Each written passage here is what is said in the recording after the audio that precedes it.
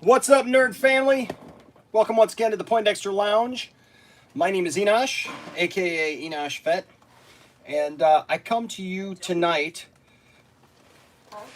for something that I really don't even want to have to do videos like this. But you know what? I feel like this has become a necessity. It's become something that has to be done.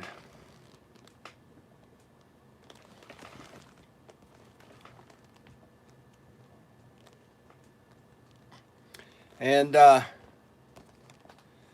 because of that, we got to talk about this. So welcome to the Poindexter Lounge tonight.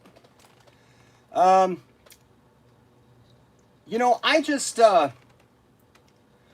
amazed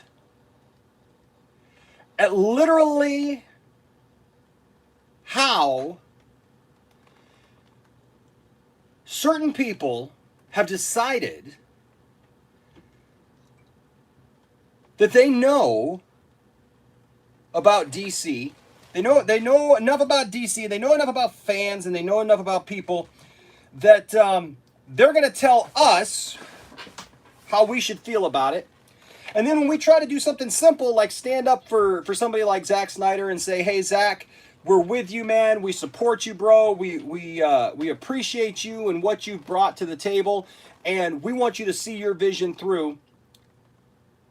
People got to attack that. And we've talked about some different people over the last couple of weeks. We've talked about Andy Signore.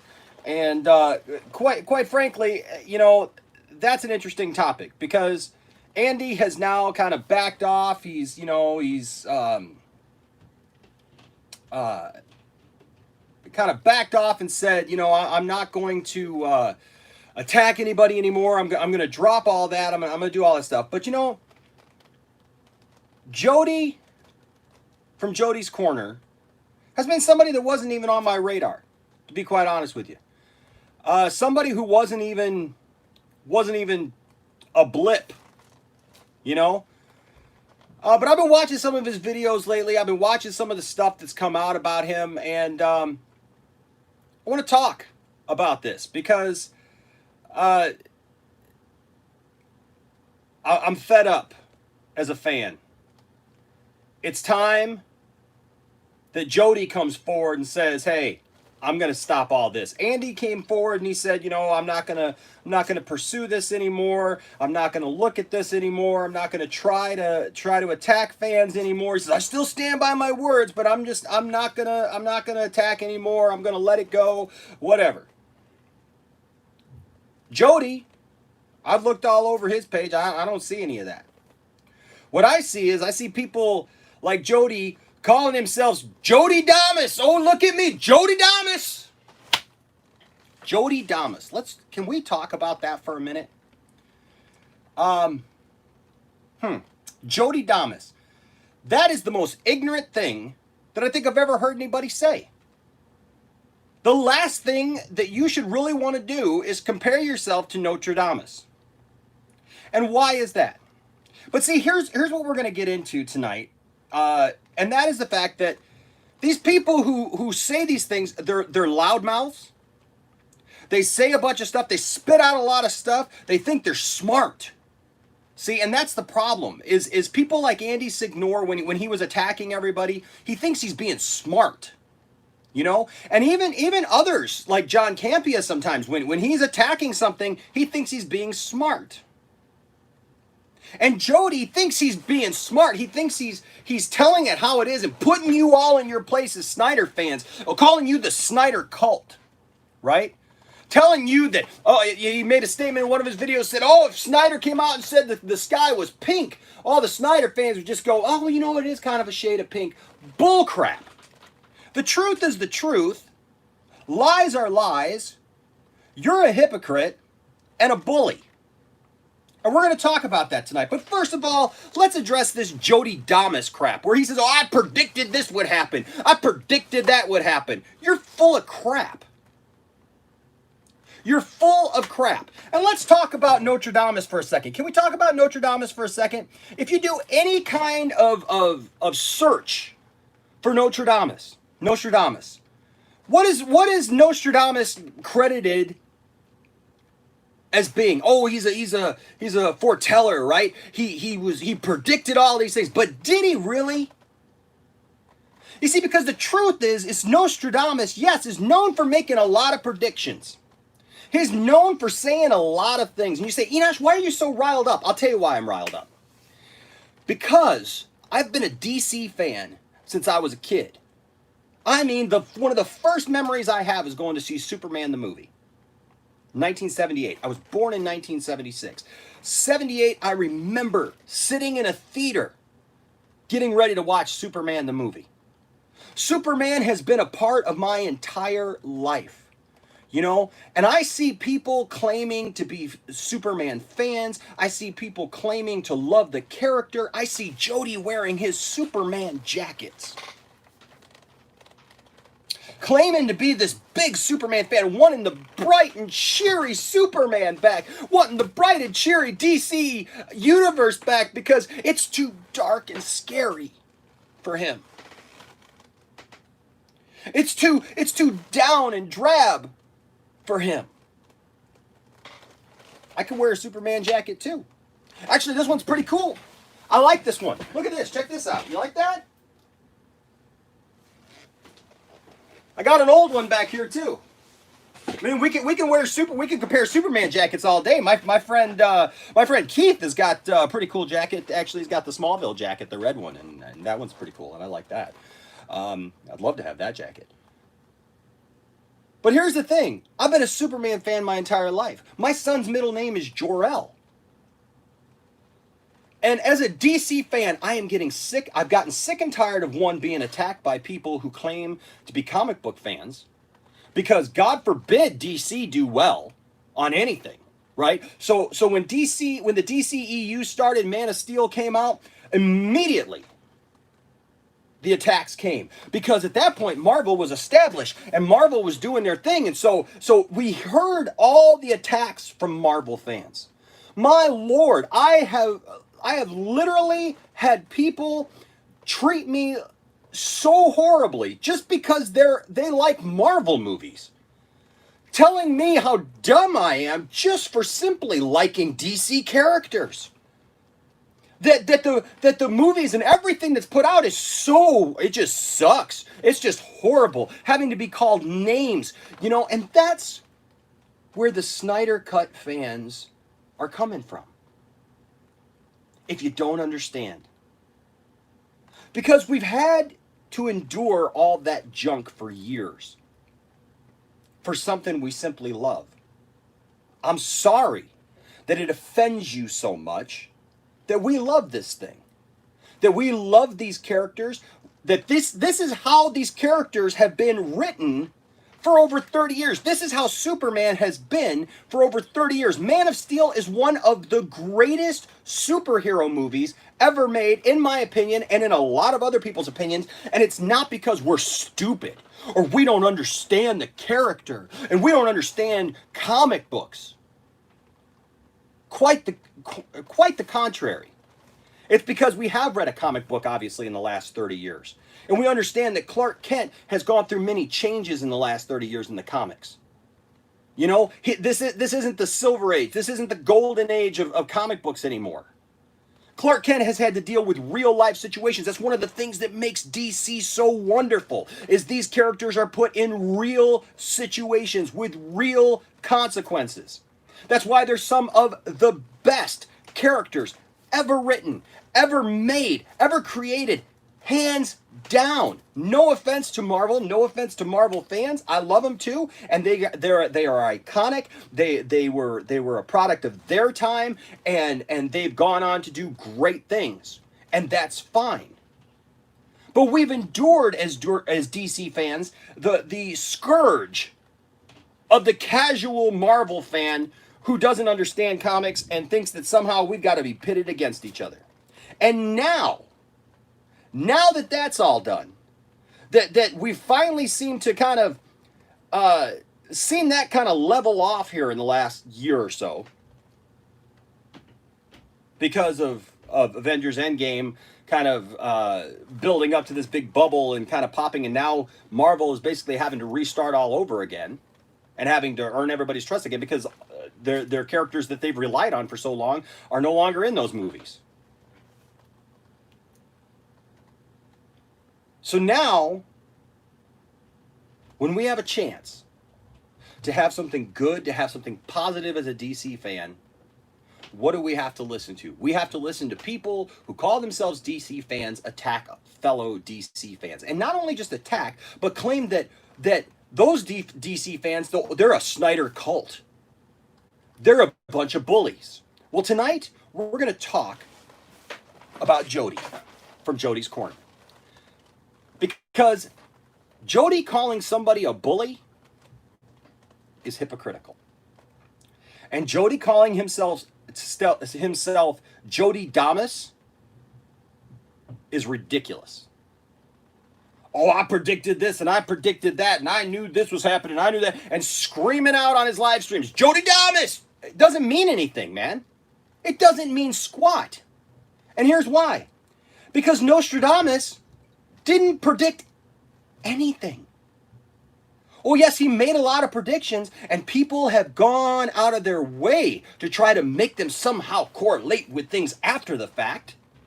You know, something happens over here, you know, oh my goodness, that has to be what Nostradamus was talking about. Look at this prediction that Nostradamus made.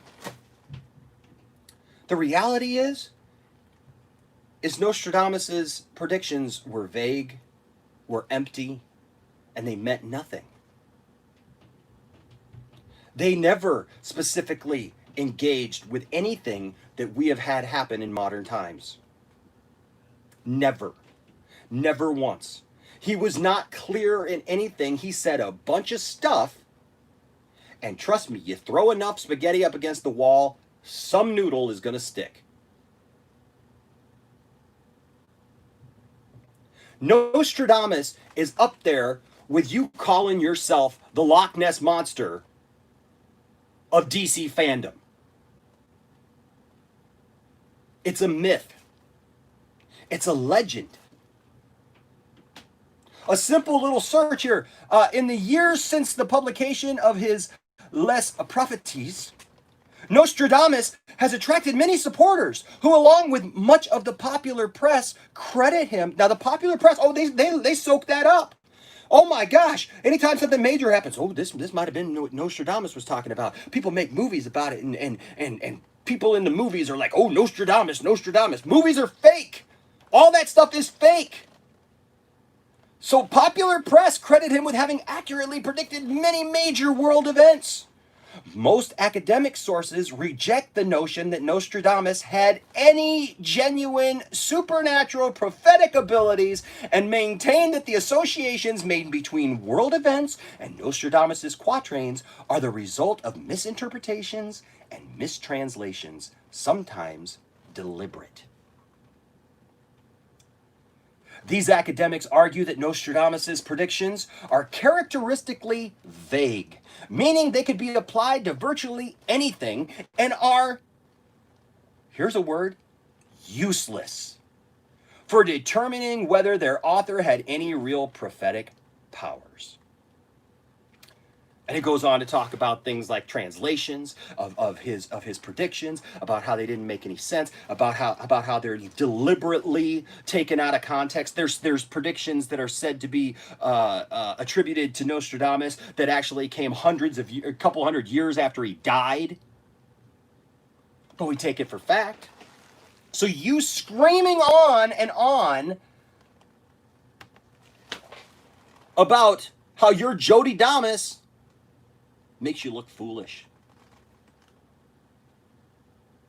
Because just like Nostradamus's predictions, they're useless. They don't mean anything in the real world. I know on your channel and to the fans that you go after and the people that you go after who want to latch on to what you have to say, I know to them that means something. But to the rest of the world, it's useless. Because it's just your ramblings. It's just what you think. But that's not reality. That's not real life. You see, you can blame all your ills on the Snyder Cut and the Snyder Cut people, and I know that you've come out and said, "Oh, well, you know, I don't have a problem. I'll take the L on the Snyder Cut because I didn't think it was going to happen." But you know, you even jumped on this whole thing recently of the head of HBO Max and Warner Brothers coming out and saying that there is no Snyder Cut. There was no Snyder Cut. That he's putting it together, and you say, "Oh, Jodydamas, I told you there was no Snyder Cut." There was a cut. You went on a rant for a half an hour about how he's got to build it up. He's got to put it together. Of course he's got to put it together. Look, I'll admit, anybody who said that there's a done, finished movie, which was not the popular opinion, which was not something that the group of people who wanted the Snyder Cut were saying, anybody who says that is being foolish. Let's call the truth, because it is. Okay, that's the truth. If you thought that there was a finished movie there wasn't. But even he admitted that. And everybody knew that. He had a cut of the movie. A cut is not a finished movie. A cut is literally, that's like in music. I'm a musician. It's like having a mix. You go in, you record, you put all the stuff in there, and then you do a mix. Is it done? No. How many mixes do you have to do before the thing is done? Enough to get it right. And sometimes there might be parts missing. Sometimes there might be parts that need to, you know, that guitar level might need to come up here. That bass level may need to come up here. That certain frequency may need to be changed here. That snare may need to be lowered here. So you do mixes to get to the final product and the final mix. Snyder was taken off of that film early. He had filmed what he wanted. He had what he wanted. I'm not saying that there's not other things that he may want to add now, even. If he had the chance, if he has a chance now to complete his work from just being a cut that we knew he had, to being a final mix, to being a final polished thing, of course. Wouldn't you take that? What is the confusion here? You're going to oh, Jodydamas, oh, I told you there was no cut. I told you there was no cut. All the guy said was there was no finished cut. They couldn't go into the vault and just pull it out and release it. Of course they couldn't. Just like I got stacks and stacks of CDs here of unfinished mixes of different songs and different things that I've done that no, I couldn't just pull that out and release it. I would need to pull it out. I'd need to work on it. I would need to fix the things that I need to fix. You guys literally act like you don't understand basic concepts because you'll do anything and you'll latch onto anything just to prove your points. Just to attack other fans. Then, recently, you come out and you start harping on AT&T. Oh, that horrible AT&T. Boy, aren't they just awful. They bought a company and they want to see it flourish and they see money to be made, and so God forbid they actually make that money. God forbid they actually put out something that the fans want to see. Oh, no. You call them like a slave master. And you call Warner Brothers a house slave. Now, look, I got nothing to say about that. Because to me, this is not a racial thing at all. I don't understand why that even applies. Companies get bought all the time and they make business decisions. I mean, this is ridiculous. Just because I've been a part of companies and corporations that were bought by larger companies and corporations, and those larger companies and corporations made business decisions based on what they thought. And there was a reason why the company that I was in needed to be bought by another company, because they weren't making all the right decisions. So they allowed themselves to be in a position where another company could come in and buy them and tell them, this is what we're going to do.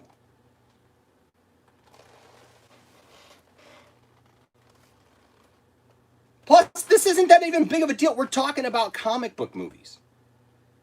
literally talking about comic book movies, and you're equating all of this seriousness to it, and this just vitriol towards it, and attacking people who just simply want to see a comic book movie. But you call us bullies. But here's the thing. I want to talk about this first. So then you decide, oh, I'm gonna team with Andy Signore, and we're gonna do this reject the Snyder cult thing. Just full of crap. It's garbage. That's garbage, is what that is. To try to latch onto something that's been good, that's been there to take care, that's been there to help people. Because hashtag release the Snyder Cut. That whole Snyder Cut movement has helped so many people. They've done fundraisers. They've raised money to help suicide prevention. They've given hope back to people. They've raised money by putting out their own shirts and their own merchandise to try to help people in need. And here comes this other thing, man, putting out these other shirts, reject the Snyder cult. And you guys couldn't even when talking about it online, you guys couldn't even get your own thing right. You couldn't even get your own saying right. You kept calling it reject the Snyder cut. Because you couldn't get it right. You kept, oh whoops, I mean the Snyder cult. Oh whoops, I mean the Snyder cult. Oh, I didn't mean that. I'm gonna get flack on that. I meant the Snyder cult, because you try to distinguish between the cut and the cult. It's all the same people. And then my favorite thing. Then you make these. Then you come out later and you go, oh well, I'm not making much money off these things, but I'm gonna give money to suicide prevention because I want to help, but I had to figure out the parameters of it. People have asked me, Enosh, why don't you put out Snyder Cut t-shirts and give some money yourself to suicide prevention? Here's why. Because I don't need to be the middleman. Yeah, I could put out some shirts and I guess the people who support my channel could go buy them. And you know what? I could figure out what that is and what the percentage is. What did we get back? And hey, give that money to suicide prevention, and that would be great. And we could say, hey, look, Poindexter Lounge, look what we did. But it's not about us. So why even be a middleman? And I appreciate those who've suggested that, because I know where their heart is. And I know that they want to do something good. But that's why I've said, why didn't you just tell people, hey, if you want to help, either go to Zack Snyder's actual page. You say you got no problem with Zack Snyder himself, so tell them, go to Snyder's page. Go there, buy a shirt there, buy some merchandise there. Or better yet, why don't you go ahead and make a donation through the actual suicide prevention website? Which you came out and said, well, I was going to do that, but I couldn't find the donate button. I couldn't find any place to donate. Well, I took 2 seconds tonight, and I went on Google, and I typed in 4 words. Zack Snyder, suicide prevention. 4 words. And you know what popped up?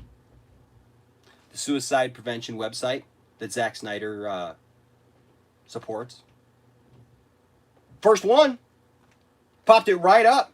And I went there and I thought, well, I wonder how hard it is. Maybe I'll give Jody the benefit of the doubt. Maybe it's one of these websites that's kind of hard to, navigate and whatever, And it was amazing when I first went to the website. It says, hey, do you need help? Well, fortunately, I am not in a position where I need that kind of help, because I'm doing okay. But I was glad to see that anybody needing help, they didn't have to surf through the website and figure out how to contact somebody. It was bam, right away. And then once I clicked off of that little window, guess what we got? Let's take a look. Let's see how hard it was to figure this out. Oh, look at that. What's that right there? That's a donate button.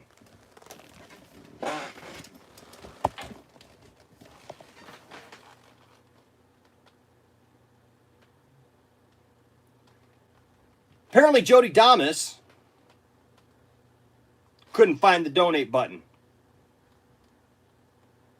Foreteller of foretellers, seer of all things, procrastinator of DC and all that is,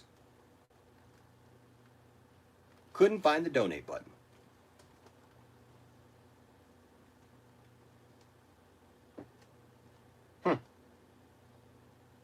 It was there, but you couldn't find it. And then, you know what? I go back and I'm watching some of your videos.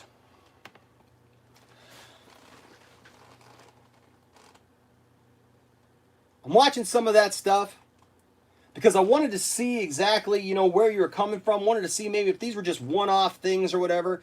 And then I go back and I watch a video from a month ago. Now, there's a guy named Film Gob.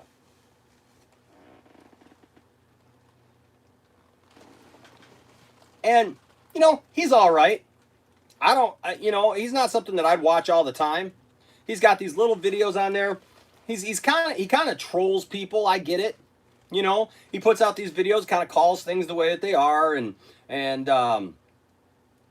whatever. Kind of puts these little videos together.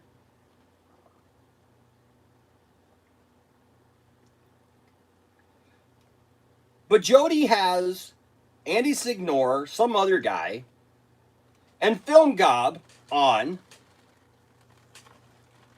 and they're talking about the Snyder Cut. They're talking about other things. And it turns into this bully fest against Film Gob, where these three guys just basically pick on him, just harp on him. And you know what? I'll be honest with you. I don't even like Film Gob that much. I've disagreed with him on a lot of things. But here's the thing. He totally sits there. Now, you know, he didn't even put his face on the live stream. They did. It wasn't Zoom, but it was like a Zoom type of deal. And he didn't put his face on there, and they gave him a hard time about that. But then, they turn around and they just harp on the guy. They just make fun of him. They've got people giving money to have their super chats heard or whatever. Where the super chats are talking about, oh, the reason why he doesn't is because he's probably got adult toys in the background or whatever.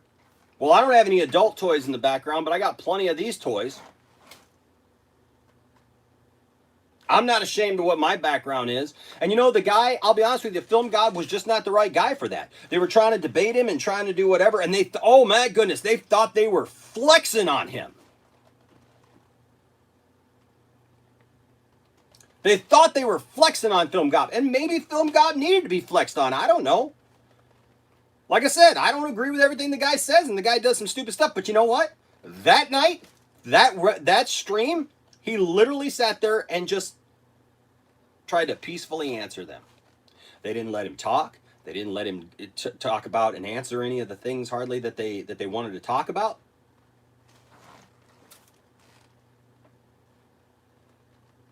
Literally just harped on the man. Well, you know what? We're not all that way. We're not all that naive. We're not all that quiet where we'll just sit and take it.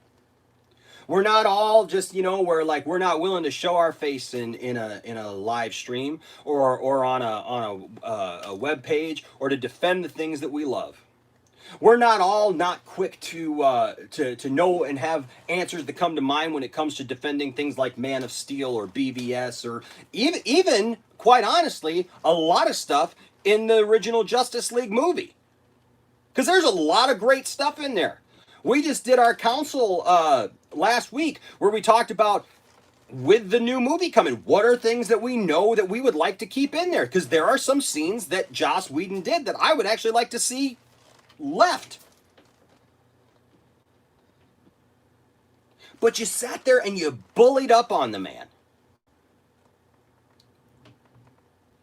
You sat there and you beat the man down. And then you thought you did something. You and Andy Signor and whoever else that other idiot was, you literally sat there and thought you did something. Thought you accomplished something. Yet you have the audacity to call other people bullies. You have the audacity to call other people bullies. Tell everybody else how awful they are. Tell everybody else how stupid they are. Right? Attack everyone else and their mother because you can flex because you're Jodydamas. Oh yeah, Jodydamas. Right? Because that's who you are. You know all this stuff. You know better than everybody else, right? And you think you're so cool because apparently you're in Wonder Woman 84. Oh dear God, help us. Because if there's one thing about Batman v Superman that I cannot stand, I'm from Michigan. They sat there and filmed this thing in Michigan, and unfortunately, one of our state senators, Senator Stabenow, she was in that movie, and oh my God, she's awful. And every time I have to watch this movie that I enjoy, that I love, I gotta look at her face in the art gallery scene. That sucks. But you're going to tell me now that when I go see Wonder Woman 84, that no matter how good it is, I'm going to have to look at your face somewhere in the background? I hope to God that it's just somewhere in the background. But I see you, you're a hypocrite. You sit there and you're all over the Snyderverse, right? That Zack Snyder is awful, he sucks, he's bad for DC. The guy started the DCEU. Do you not understand that? Do you not understand that he was a producer on the movies that have come out since? Oh. That these things, he cast Gal Gadot. Oh, but here's the thing. You can come out against all that. You can tell everybody how bad that is. But then you can start your videos sitting there with Patty Jenkins because you want to look like somebody cool because Patty Jenkins likes me.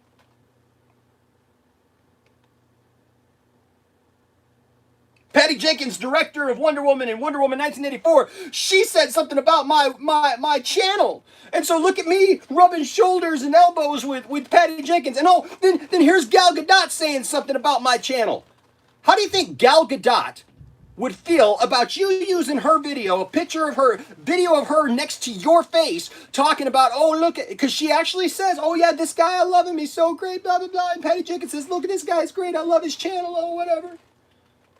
And then knowing that you've done nothing but attack the very people who've done exactly what she's done, trying to get the Snyder Cut released. Because Gal Gadot has been vocal about wanting the Snyder Cut.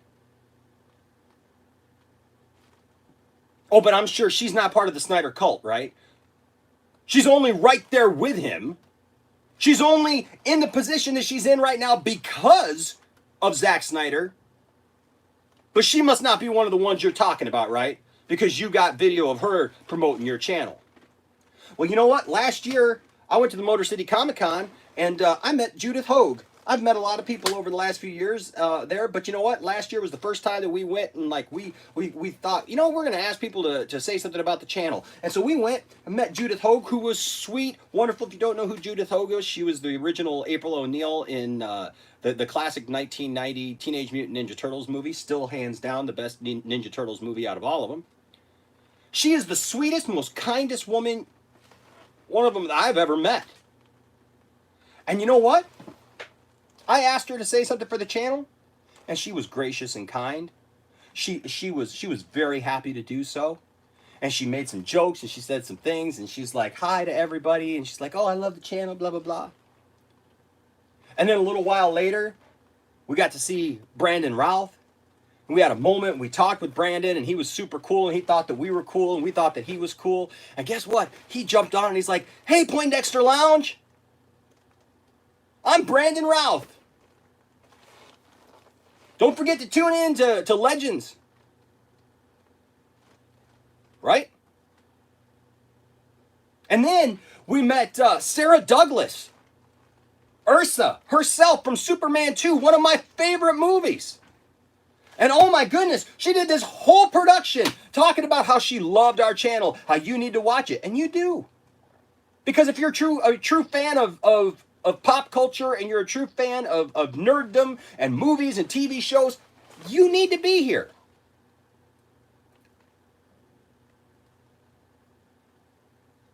And she said all those wonderful things. But do I think for a second that they know anything about me? I mean, I don't know. Sarah Douglas wrote down the channel. She seemed pretty excited, so I don't know if she's seen it since. I could hope.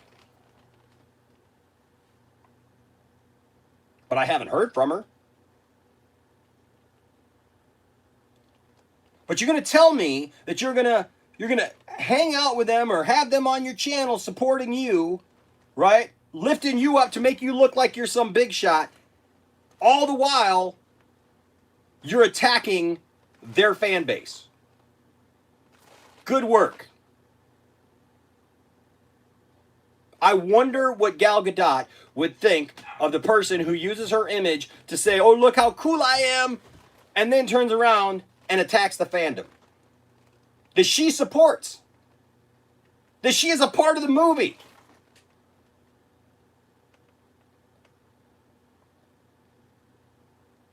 I know you don't like the fact that if this movie does well, this could change the direction of the DC movie world, right? That instead of moving off into another direction, it could course correct and come back to this direction. Look, here's the reality. Aquaman, Wonder Woman, Shazam, it's all moved off in its own little directions, and that's fine. But there's room for all of it within the DCEU. The DCEU should be a little bit of everything. It should be a little bit dark. It should be a little bit light. And people need to accept that. It's for all of us. If you claim to be a DC fan like you claim to be, don't attack the other fans. Try to come alongside the other fans. Support the other fans. At least Andy Signore, is double talking and is as backtracking as that man can be. At least he did say something smart last week when he retracted a lot of the stuff that he had gone off on. He said, and I don't know if I believe him, because I don't know how you could be in the position that Andy's in, doing this for a living like he points out to everybody, and not understand that this was about helping a man realize his vision. But Andy said, oh, I didn't get it. I didn't realize that these fans had been beat up for so long and hurt for so long, and they needed this win. We needed this win, Jody. You're not about the fandom. You're not about the people. You're not about anybody but yourself. You want to take victory laps around your little studio, which I'll give you this, your studio looks great, man. That's awesome. I mean, for somebody with only like 50,000 subscribers, man, dude, cheers. More power to you, man. That's awesome. You look great. You look the part. But you're making it about you.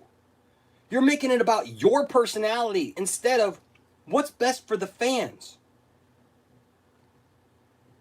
If you don't like it, that's fine. But you know what? There's a lot of things in fandom that we haven't liked, that we've had to endure, and we've had to put up with. And I'm sorry if you got to put up with a little bit of more dark DC for a little while, that it bugs you so much. But no, we're not going to stop. Why would we stop? Look, we finally have a company in AT&T who buys Warner Brothers. Who, look, I don't know anybody who would stand and say, Warner Brothers, man, they make some great decisions. Warner Brothers has meddled and screwed up more properties that they own, especially DC, because they don't know what the heck to do with them. They haven't known what the heck to do with DC since, for a long time. Look at the mistakes. Superman the movie we stand on because it was phenomenal. It was groundbreaking. But really, they kind of stepped out of the way of that. They funded it. They didn't even want to fund it, but they funded it. But it took the Salkinds' vision of doing that and Richard Donner doing that. And that half got screwed up when the Salkinds got the big head and came against Richard Donner and his vision. And you got Superman 2, that some people are divided over whether or not they like the Donner cut or whether or not they like the theatrical version. And then from Superman 3, there's just people who absolutely hate the movie. I like the movie. And you know what? Superman 4, I have nostalgia for. But let's be honest, you look at Superman 4, Warner Brothers just farmed the thing out. They didn't even care at that point. Canon Films took that movie and ruined it. Because they put all that money, all the money that was supposed to be going to Superman 4 went to Masters of the Universe for visual effects. It sure didn't go for script writing, I'll tell you that, for that movie. And you ended up with 2 crappy movies out of it. Out of 2 properties that should have been fabulous.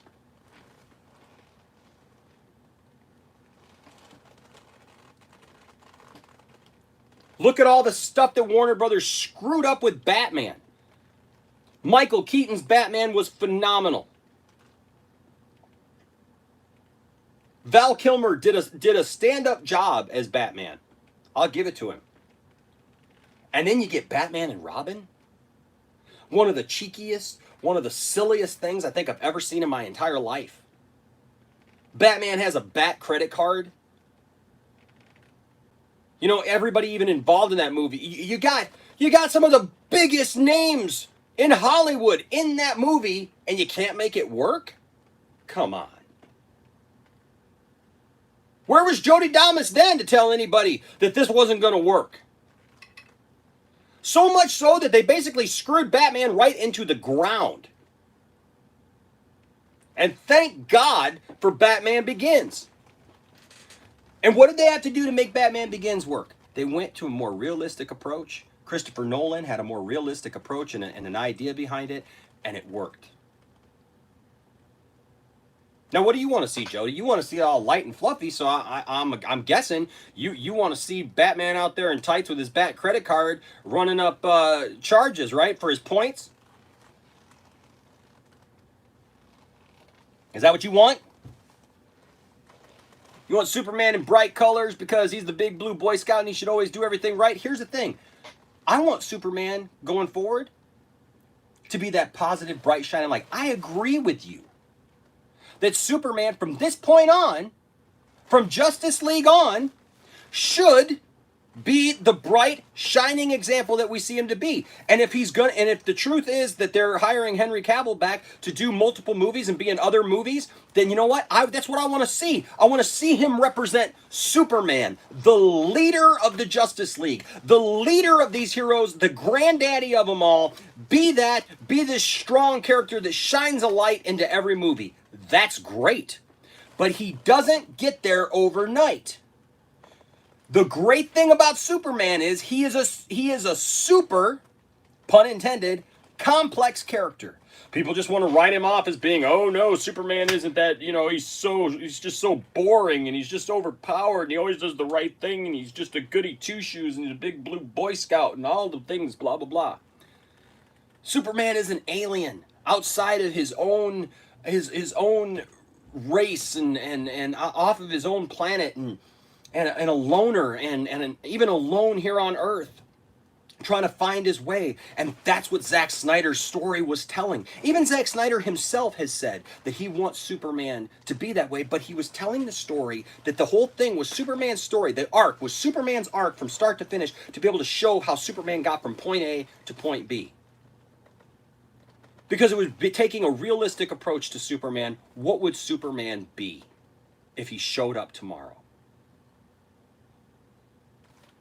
And unfortunate for you, there are those of us who love it and want to see that arc concluded.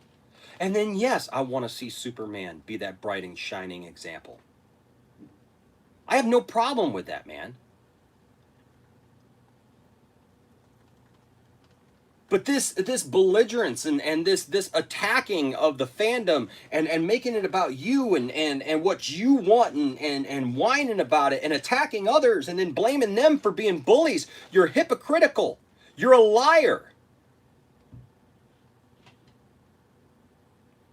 And with this last thing, with this t-shirt thing and making t-shirts and claiming that you couldn't find the money and everything, you're a liar. You're either a liar or you're just stupid. I would actually rather probably prefer that you're just a liar, because I can't imagine somebody being that stupid.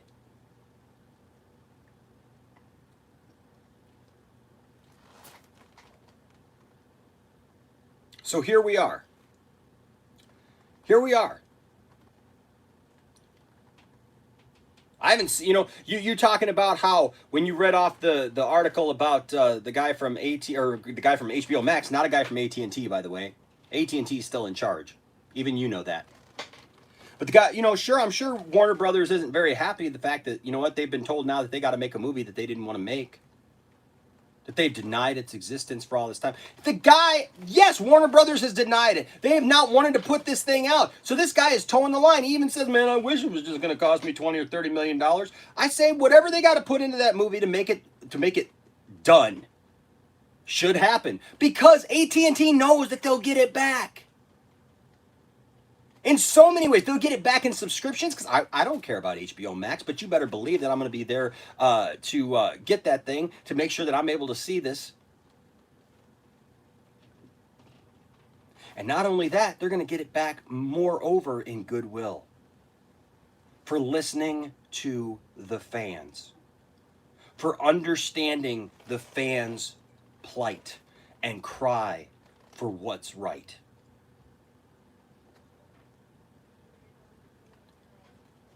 And you say, Enosh, why does it matter to you?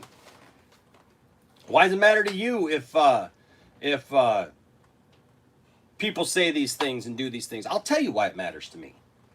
Because one, I'm a DC fan. I'm a nerd. Man, I got a whole room full of nerd stuff here, because that's who I am. I'm a nerd. My whole family is this. We live this. This is who we are.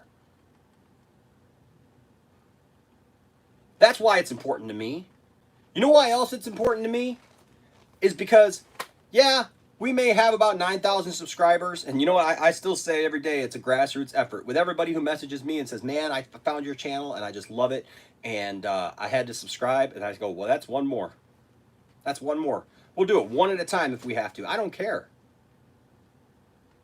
Because we will build up a strong community and a strong base, man. If it never goes viral, I don't care. I'd rather have a strong base that gets it and understands and is smart than just having a bunch of people just going down a pathway. And you want to talk about cults. Cults are based around personalities. And that's what you're trying to build, Jody, with your channel, is a cult.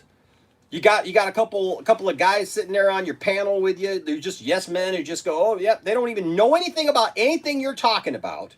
They can't even put two sentences together hardly.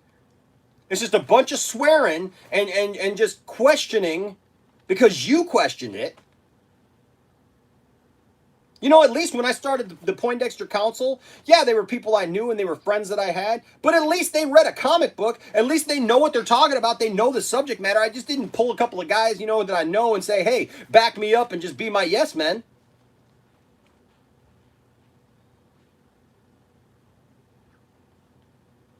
You know what a cult is? It's what you're doing. That's exactly what it is. Because you can't handle somebody telling you that you're wrong or telling you that no, because you're gonna get your other buddies together. You're gonna get Andy Signor and you're gonna get whatever that other guy's name is, and you're gonna go ahead and you're gonna gang up on people who can't defend themselves as well or can't articulate it or aren't prepared for it, and then you're gonna put them down for that. Try doing that with me. You want to debate? We can debate all day. And I challenge you to that. You want to debate somebody? You want somebody who actually understands the properties, actually understands the movies, because I actually watch the movies. I watched one of your things and I couldn't believe it. You guys were sitting there talking about Pa Kent, and I agree with you with Pa Kent. Pa Kent should not have died in a tornado. That's stupid. That's bad writing, as far as I'm concerned. I know that there's people who defend that, but as far as I'm concerned, that's my opinion, that's bad writing. Because Pa Kent should always die of a heart attack. Simply for the fact That just like in Superman the movie, Clark tells his mother, says, you know, all these powers, and I couldn't even save him. And that should be the point. That should always be the point, is that Superman learns that lesson. So I applaud you for that. Because I agree, Superman couldn't just use his super speed, maybe throw him off into a field, you know, nearby, and then say, hey, you know, they picked him up and threw him out there. He's already got broken ankles. He survives. Everybody's good. He shouldn't have to watch his dad die that way. I agree. But in the same token, you sit there, and I heard people on that video talking about General Zod, talking about, why, I don't even understand why he's trying to make it like Krypton here on Earth. I mean, like, why would they do that? Because they don't have powers on Krypton, so what, he's trying to take away their powers? Being on Earth has nothing to do with whether or not they have powers. If Earth was in the same position that Krypton was, in the same orbit that Krypton was, around the same red star that Krypton was in orbit around, they wouldn't have powers. Being on Earth has nothing to do with their powers. The yellow sun has everything to do with their powers. And there's an ongoing theme throughout the entire movie of Man of Steel, where they talk about it over and over and over and over again, that Kryptonians are not used to the gravitational field of the Earth. They're not used to this environment, so it takes time to adjust. That Clark, even when he came here as a baby, he had to adjust to it because he was Kryptonian. The gravity's different, the environment's different, and that Clark eventually adapted. But that it was going to be harder for the Kryptonians outside of their suits, which they keep showing, because every time a helmet comes off or something, oh my goodness, they're suffering because they can't breathe right, and they're not adjusted. And then even when Superman goes up to their ship, Clark has the exact same situation because Clark can't acclimate that quick to their environment on the ship. That's why they want to terraform the planet. They want to make the planet like Krypton, which would be deadly for humans. So no, they don't want to take away their own powers. Which goes back to my point. Do you people even watch these movies? Or do you just go in thinking, oh, this is going to suck? Or do you go in and you see one thing you don't like and you just spend the next hour and a half just griping to everybody in the theater about it? And you completely miss plot points. Over and over and over and over and over again, even though they talk about them all over. Because General Zod even has the great moment where he sheds all of his armor and he looks at Clark and he says, hey, I've been trained to do this. I was born to do this, genetically made. I trained on the battlefield. Where did you train? A farm? And he adjusts much quicker than Clark would because he's stronger than that. Did you miss that part of the movie? And in fairness, you didn't say that, Jody, but that was one of the people that you have talking on your channel. That's the kind of great content that we have to look forward to if we watch your channel. Where was Jodydamas then? Where was Jodydamas to step in and say, no, that wasn't how it went?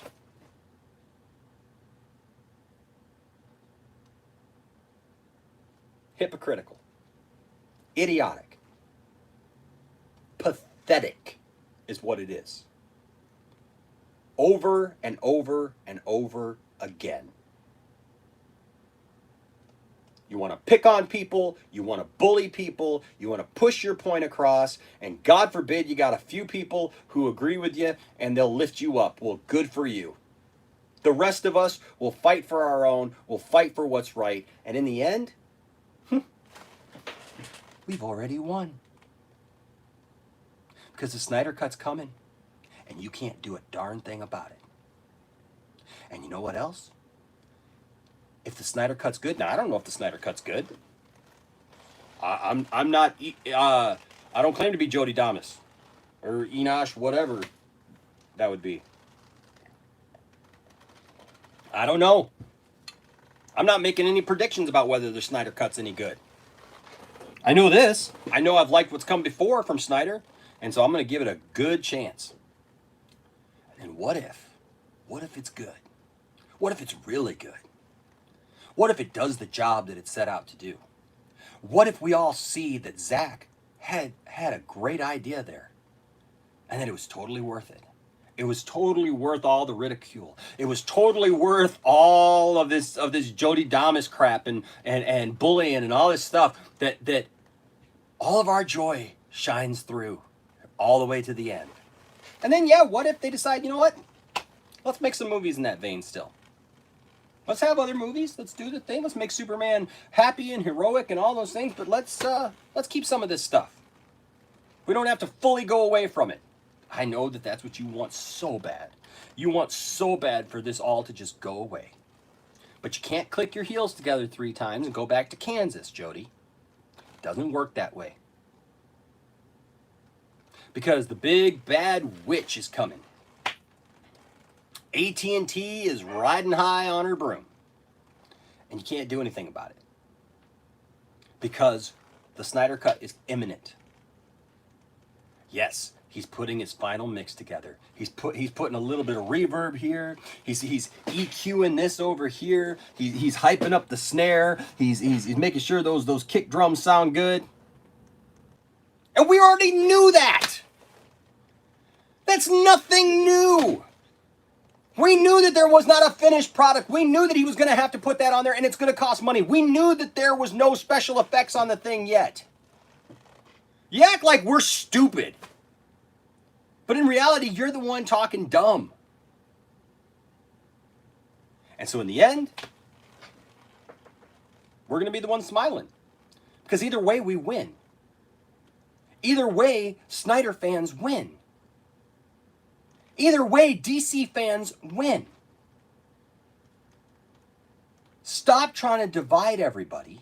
Stop trying to make yourself look like something. And serve the nerd community. Serve the community.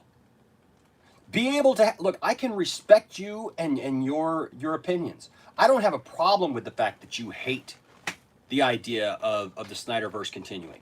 If you want to talk in a dignified way, if you want to talk in a way that is fitting of having a debate, we can have a debate all day. My friend Jason and I, we just had a debate last couple weeks about whether Clark Kent or Superman was the real character, and he was on the opposite side of me, but I still like Jason, and I respect Jason, and Jason is a huge Superman fan, and I respect his point of view. I can respect your point of view. What I don't respect is when people like you lie, when people like you make a bunch of noise and are hypocritical and attack the rest of the fandom. Serve the fandom. You have a platform. You have a voice. You got about 5 times the amount of people subscribe to your channel as I do, and that's fine, because I don't think that means anything, to be quite honest with you, because there's some people that I really respect who have less subscribers than I do. But they're still very smart and articulate, and I don't think that judges success. But you've done a good job. You look the part. You look good. Your channel looks good. I mean, you look like you're right up there with the professionals, man. With the people who've been doing this, man, and have sets and everything else. I applaud you. But use that platform for some good, not to just tell everybody else how they're wrong and stupid, and attack everyone else, and call everyone bullies. That's so hypocritical. It's so funny and laughable to hear you call the Snyder cult a bunch of bullies when you sit up on your soundstage there, whatever you got going there. I don't know where it's at, but whatever you got going there, and you sit there and you attack everyone else and you put everyone else down and you call them names and you take your little victory lap and you scream into your mic and break all your levels and everything, and you do all that stuff, and you totally act like you're unprofessional and that you don't know. With all the hard work that obviously you've put into your channel, with all the hard work you've put into making yourself look the part, learn to act the part. Get some class. If you have a debate with somebody, you have some back and forth, you let them talk. You don't try to find ways to just put them down or attack them. Rise above that. The only reason I'm heated tonight is because, you know what, I'm the only one here. I'm the only one here. We got a room full of people here watching, and I'm going to get to some of their comments because I want to hear what they have to say. I want to know what people have to say. Yeah, I could be right, I could be wrong. I know we got a bunch of comments in here, and you know what? They could all tell me I'm an idiot. I'm not sure. But something tells me that I'm not the only one who thinks this way. And fans deserve better than that. People, human beings, deserve better than that. And this goes for all of those out there. And that's why, yes, I will continue on this campaign. To take on the Andy Signors and the Jodys and whoever else wants to come out and act like an idiot, we'll do videos about.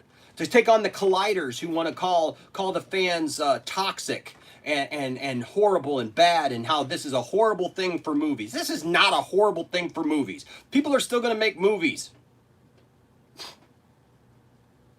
So stupid. And you know what? If we get the Ayer cut, so be it. What does it matter to you? If that was the movie that David Ayer made, why wouldn't you want to see that? The literal director of the movie says, this is not the movie that I made, that they put out. Warner Brothers came in again, screwed the whole thing up because they wanted to make something flashy and funny and jokey and everything because they wanted to be like Marvel. Are you a DC fan or are you a Marvel fan? Obviously, there's a difference in tone, right? So if you're looking for jokey and fun and colorful and stupid, right, then why don't we go the Marvel route? And that's what they did. And they literally hired a company that puts together movie trailers to edit that movie together. Totally stripped the man. Why aren't you concerned with the fact that Warner Brothers, the company that you are defending so bad, where's Jodydamas to call Warner Brothers on the fact that they bullied David Ayer? And took his movie literally out of his hands. He produced the movie, directed it, edited it, it's done, it's ready to go, and they literally took it out of his hands, rewrote it, re-stripped it down, made it into something else, took out main characters because Steppenwolf was supposed to be in that movie, other characters were supposed to be in that movie, Enchantress was supposed to be controlled by a mother box, completely different style that was supposed to lead up into Justice League, but they couldn't have that. No, because they were changing Justice League, because at the same time they were bullying Zack Snyder and stripping Zack Snyder of his ability to make his own movie, and saw the tragedy that befell him and his family as a way for them to get an out and give it to Joss Whedon, who totally drove it into the ground.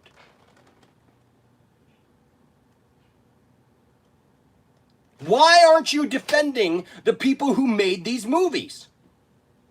Why aren't you defending them? Where are you, Jody? Where are you, Andy, when the fact is that Warner Brothers has been the big bully? I don't see it. I don't see the defense there. So there you have it. I've been a little bit hot about this because I've watched a bunch of videos in the last couple of days. People have asked me when I made my Andy Signor video when I was going to make one about Jody's Corner, and to be honest with you, Jody, you just didn't mean anything to me. I really hadn't watched any of your videos. And after I started watching them, I was like, man, you know what? This is pathetic. This is really sad. So, look, go off on your telethon, right? Because people are giving you the big bucks. Congratulations. And no, as somebody mentioned earlier, no, I don't care about that. I am not impressed by that. And no, I don't want that. Look, would I turn down money? No, I'm not going to turn down money. Am I stupid? Am I an idiot? Heck no. But I think I've proven myself time and time again that, you know what? That's not what this channel is about. If somebody gives something, we are happy and elated and thankful for it. But that's not our driving force. Our driving force is to put out content that is for nerds. is for people like us who love this stuff. And if that's you, subscribe. If that's you, subscribe. If you like the stuff that we like, subscribe to this channel. Pretty simple. That's what makes us happy. Leave some comments. Tell us what you like about the content. Give us ideas for content you want to see, because we care about the fans. That's why I read the comments. That's why I read the things that we talk about. That's why I try to give you guys a voice. That's why we do Zoom calls, and we want to meet you guys. We want to get to know you guys. That's why. Because we actually like fans. Not our fans. We like our fans. Hey, if people want to call themselves our fans, we appreciate it. But like, look, we're just a bunch of nerds as well. We like fans of the properties that we're fans of. And that's it. All right. I hope that's enough, and it probably won't be, because we're probably going to have to get up here. But hold on a second. I'm going back up. See, I missed this because I'm going back up the comment section here, and I came across a couple of things, and we got to talk about it. First, Jeff Gladfelty gave a super chat of $1.99, says, "You're the man, keep it up." So Jeff, Jeff gave $1.99 on the upbeat, on the downbeat. Oh yeah, Jeff gave $1.99, and we're so happy. We're so happy. Thank you, Jeff. Jeff, thank you for agreeing with us. Thank you for reaching out where you are, right there. Right there, wherever you are, Jeff. May the blessings of Zack Snyder and all of the Snyder cult fall on you, Jeff. Jeff, may you receive the blessing of Snyder right now. Crush It gave $5. Oh, Crush It. Oh, yeah, he crushed it. Crush it. Oh, he crushed it. Back on the downbeat. Oh, yeah. Yeah. We're changing times up in here because we're good musicians, you hear. Oh, yeah. Crush It. He crushed it. Yeah. Crush It says, I put it this way. The more they talk about it, the more popular the movie is going to be. Yes. So it's a win-win situation. I hate their negativity, though, and that's what I do, too. But thank you, Crush It. Crush It. You crushed it. Crush It. Let me tell you something. From the bottom of my heart, I pray the blessings of the Snyder fall on you. I pray that Snyder be with you all the days of your life, and that you receive Snyder right now. He's there. He's just a moment away. Oh yes, just give it to him. And there it is. Thank you guys so much. I appreciate both of you guys so much for giving to the channel. Hey, look, every little bit helps here at the channel, and we won't turn anybody away, and I appreciate it, guys. You guys are awesome, and I'm thankful, and I'm humbled. I'm humbled that you guys would literally do something like that. Look, I appreciate it. You guys are awesome. And even those, who don't give money, you all are awesome. You guys are just great. You guys are just the best in the world. Can I just say that? Jordan. Okay, so Alex said, let's do this. We got started. All right. Glad to see you back, said Jeff. All right, so Jordan says, I thought the reject the Snyder cult crap stopped. No, Andy Signore stopped. Because Andy Signore backs down. Andy Signore talks a big talk, and then he backs down real quick. And, like I said, I don't know what to believe about Andy Signore anymore, because he makes a big deal about stuff. He picks fights with people, and then, when it's not unpopular, because he keeps saying, well, I'm just trying to build up my channel again. I'm just trying to build up my life. And I get it, man. I get it. Like, you made some mistakes. I don't care about all that stuff. When I see people harping on all that stuff, and like his infidelities and all that stuff, I don't care about all that. What I'm talking about is how he's treated the fandom, how he's acted towards fans. That's what gets me riled up. I don't care about his personal life. Like, that's between him, God, and his family. I don't care. But so Andy backed up off of all that stuff, but Jody doesn't care. He doesn't care about anybody but himself. He doesn't care about anybody but his own channel and trying to put other people down. Jordan also says, I'm a filmmaker. I relate to Zack Snyder the most. I know what it's like to have a project be tarnished and meshed into something that wasn't your true vision. And that's what it is, man. That's what it is. And that's what we fought for so long now. Crush It says, I think Jody is only like that because he wants views. And that's the thing. He's a big mouth. He talks a big talk, and that's what he wants. He wants views. He wants people to think that he is knowledgeable. That's why he's plastering his picture all over with Gal Gadot and Patty Jenkins, because he wants people to think that he's the in. He's got the in. He's got the inside scoop, and he's cool like that, right? And it couldn't be further from the truth. Vincent, and I'm going to ruin that last name, Vincent Guyan says, evening Enosh, I hope you talk about the Twitter skirmish between Grace Randolph and Kathy Yen, but I'll take more Blandy, Ignore, and Jokey in a corner. So, you know what? So, I'm still doing some research on that. So stay tuned for maybe another video. We'll have to see. But the Grace Randolph and Kathy Yen stuff, I know that stuff's been happening, but I've been preparing for this thing. So we'll get to that at some point. We'll talk about that at some point. So right now today we're talking about this, but we'll get there. Trust me, we'll get there. Like AT&T said, like one thing at a time. DC Big Oso Ya says, this is not an argument, just asking a question. Has anyone read the IndieWire article? No, but if you'd like to post I don't think I have. I could be wrong. If you want to post a link, DC Big, I would love to read it. I'm always game to read something, for sure. So yeah, or send it to me. Send it to me. All of our. Look, I'm not hard to find. Jody, you wanna talk about this thing? You want to invite somebody on your channel who can actually answer your questions and actually give you a rebuttal, and that you just can't speak over? I know you don't want that. I know you don't want that, because that would make you look like the foolish person you are.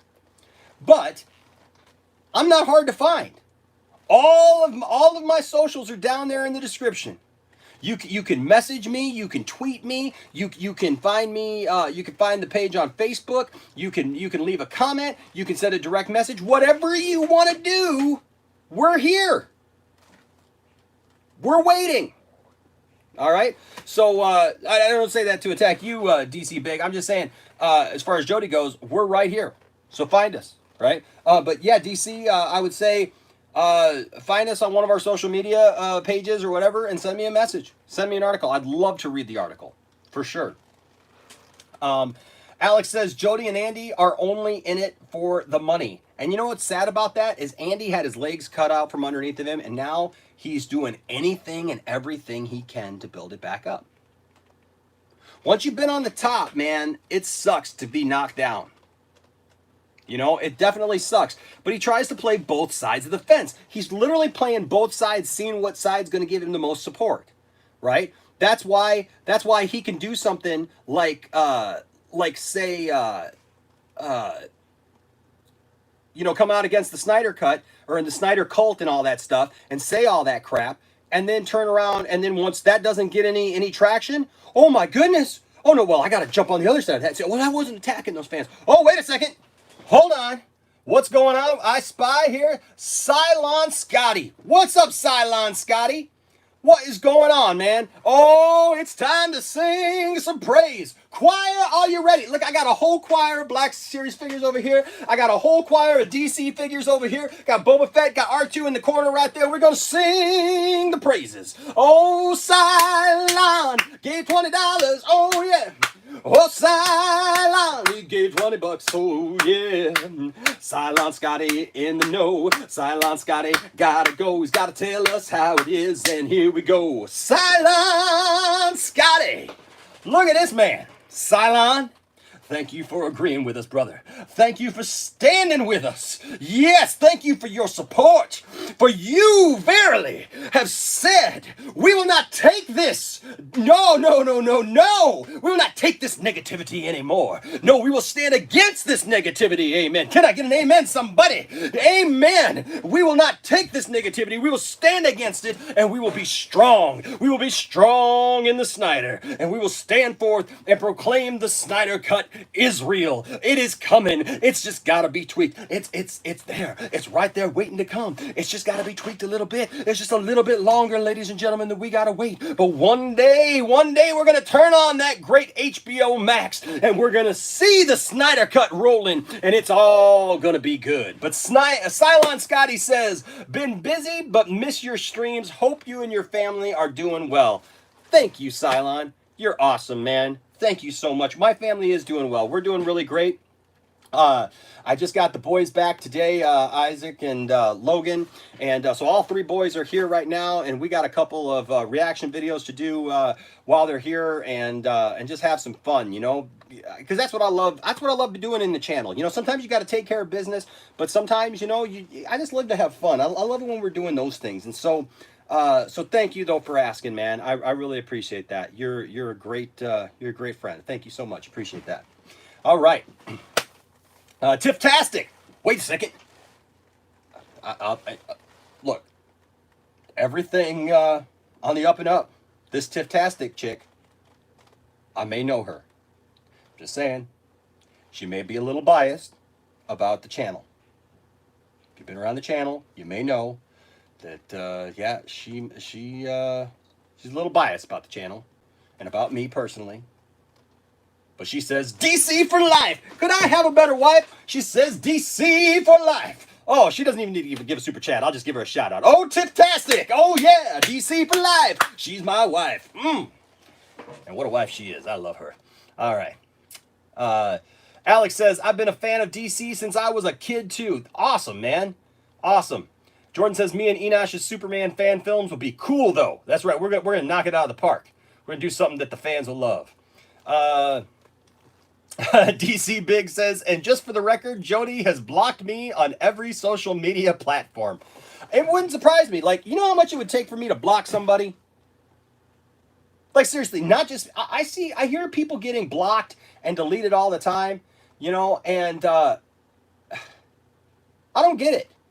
I really don't get it. I mean, you would literally have to be harassing me all the time for me to block you. Not just, but I hear about people getting blocked all the time for just disagreeing with people. Look at Mike Zero. My goodness, I'm making stupid videos about Mike Zero, which I got a couple ideas, and there'll be some more Mark Uno stuff coming soon. But seriously, like I look at this this Mike Zero thing, and I realized that he knocked me off of his Facebook page, but then I was able to come back and like it again. So I don't think he blocked me. I don't know what the deal is, but you know, whatever, man. You know, and I'm literally making videos about the guy. You know, so like that's some thin skin. You know, Jodydamas over there, apparently not thick-skinned enough to be able to handle when somebody, you know, tells him how it is. Alex says, I love both Marvel and DC. DC Big says, I grew up loving both, because a lot of my favorite writers have worked with both Marvel and DC. Amen to that. Like, we got great writers on both sides, man. I grew up with Spider-Man. I loved Spider-Man. I loved Hulk. You know, I didn't know some of the other ones like Thor and, you know, Iron Man and stuff. Like, I was aware of them, but didn't really know them, you know. But I love the MCU for what it is. It's good popcorn movie, man. It's good summer movie watching. It's fun. I enjoy those movies. There's only a couple of them that I don't really care for. Like Iron Man 3, I cannot stand at all. I cannot watch that movie. That movie is just awful. But they've made me care about people like Doctor Strange that I never grew up with. They made me care about, you know, Guardians of the Galaxy, which I never thought that I would be into. And now they're part of my favorite. Vincent says, I thought Jody, aka Jokey, was an amateur provocateur trying to become famous by igniting online wars to create news, then played victim to keep the flames going. He succeeded in being infamous meme. That's it. Like, because you obviously, like, he's poured a lot into his brand. I got to give him that, man. Like, the dude is not, you got to give it to him that the man looks the part, right? I mean, he's got a set that reminds me a lot of like when Collider was like up there, I mean, you know, and doing their thing, you know, and had all their shows going. I mean, he's got the big TVs in the back. He's got, you know, the panel and all that stuff there. And he's got different camera angles and it looks good. It looks the part. But he acts like he's never been there before. You know, he doesn't seem to have the wisdom to stay there. And that's the sad part. That really is the sad part. Like you said, he's just trying to stir people up.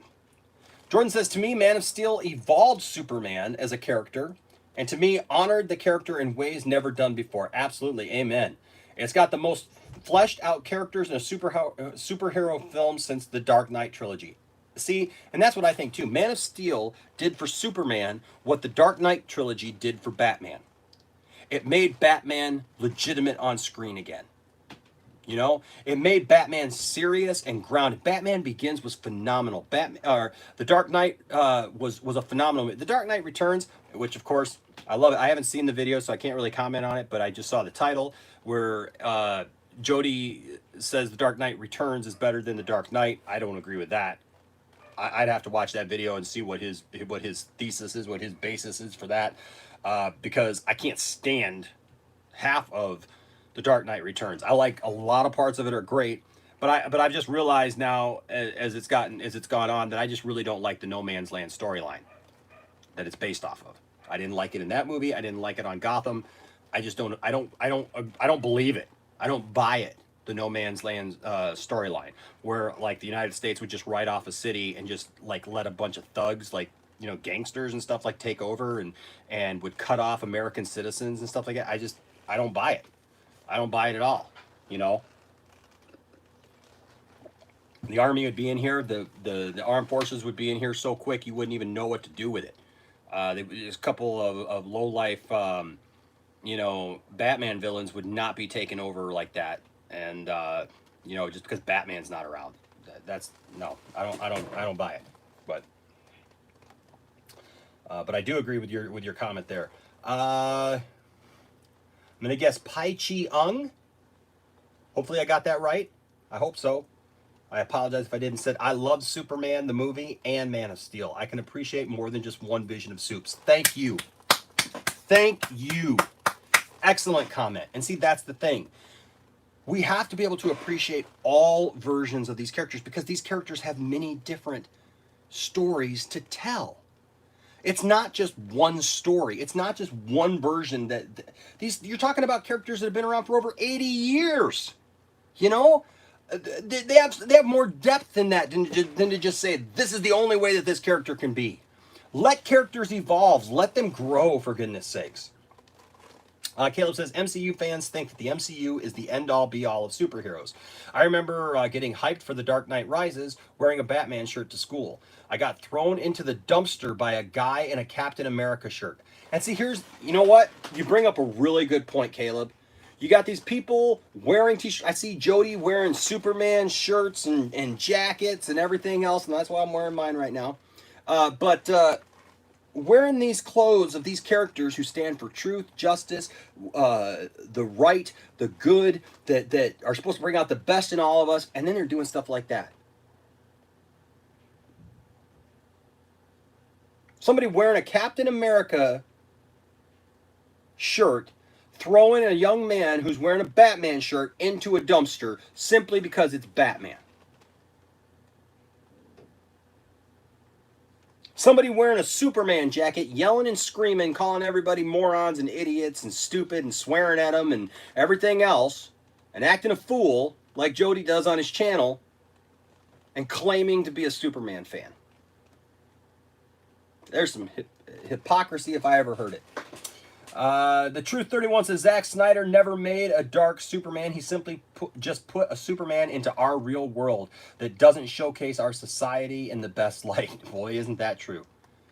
He put it the way that it really is. Pai Chi Young says, yep, I can predict the sun will rise tomorrow. LOL. Exactly. Oh, I'm getting a feeling. Eventually this live stream will be done and I will go eat something. The Truth 31 exactly. Good. Good. I like seeing you guys talk amongst yourselves in the chat. Crush It says, I take it positively. The more Jody and everyone is talking about it, the more popular it's going to be. We kind of addressed that. Thank you. DC Big says, at the end of the day, we're all fans of fictional characters, and there's no wrong or right answer to who you love the most. Exactly. And and that's really the point. These are fictional characters. These are fictional things. Why are people yelling and screaming at people and acting like, well, I literally had somebody tell me when Batman v Superman came out, tell me, I'm older than you. And I know more about Batman than you do because I'm older than you. And Batman wouldn't do the things that are in Batman v Superman. First of all, that argument is irrelevant because it doesn't matter if you're older than me or younger than me. That's not an argument when it comes to comic books because we're all those comic book stories are all available to us. You know what I mean? And the thing is, the older you get, you realize that Batman has seen many different incarnations. This guy was trying to tell me Batman would never kill or use a weapon, like a gun. To which I ended up sending him video after video after video of the fact that Batman is killed many times. Many times. In comics, movies. This guy's favorite movie was Batman 89, and Batman killed people in Batman 89. Batman literally had machine guns on both the Batmobile and the Batwing, and was shooting at the Joker. In Batman Returns, Batman shoves a bomb down a clown's pants and pushes him into a hole. That's a bad day. He lights another guy on fire. On fire. What's one of the most worst ways anybody could die? Being burned alive. That's what happens in the Batman movies that he likes, but he couldn't take Batman v Superman. He literally said he was going to refuse to watch Batman v Superman because Batman in the warehouse scene uses a gun, which Batman doesn't even really pick up a gun in that scene. He basically uses another guy's arm and shoots a bunch of guys and stuff like that, but because of that scene, that was too much. Burning a guy alive is fine. Bomb down the pants is fine. Machine guns on all your vehicles is fine. But God forbid, Batman jump into a warehouse and use what he has at his disposal to beat up. Like, how many guys are in that warehouse? Come on. Let's be real. This idea of our favorite superheroes will always be able to get the bad guys away from the action and be able to save the day or whatever, that's not real. That's not realistic. Come on.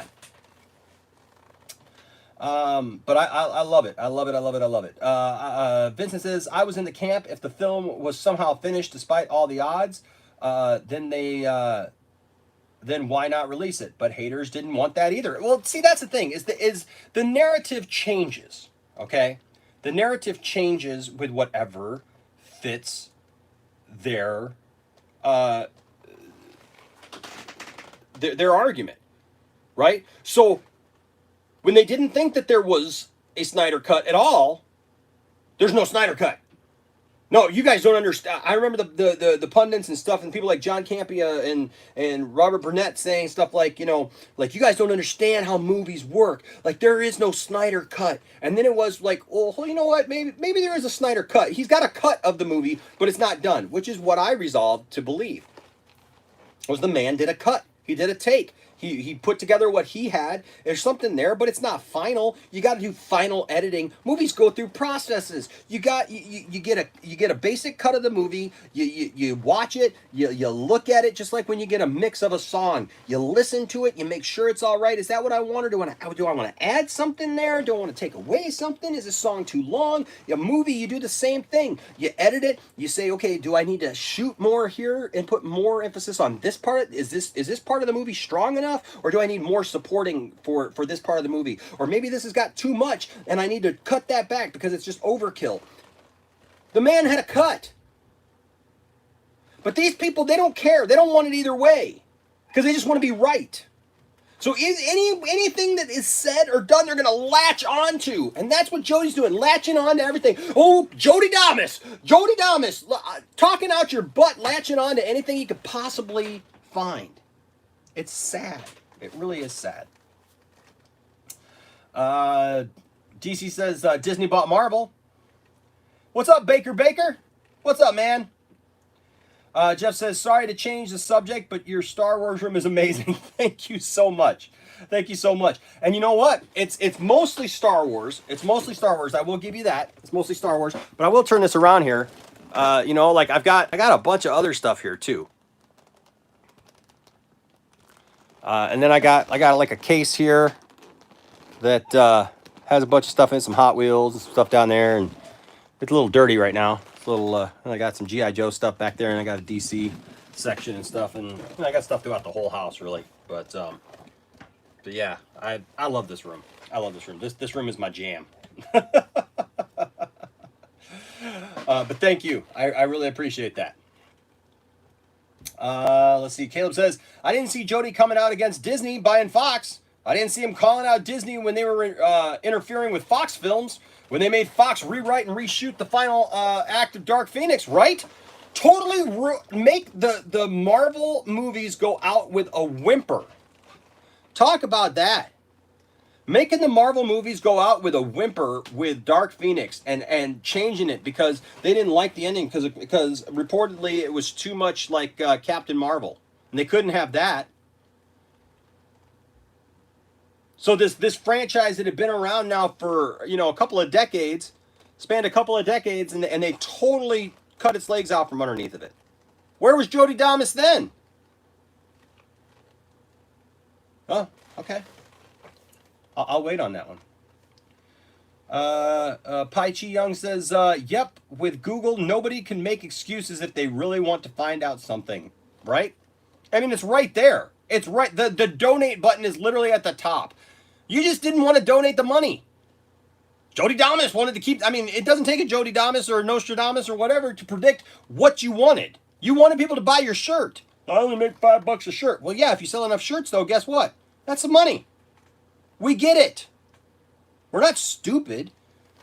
I mean, we have shirts here on the channel too, and we don't make much. I mean, like I make the bare minimum off those shirts, just so that if people want those shirts, they can have them. Our shirts are actually cheaper than most people's shirts.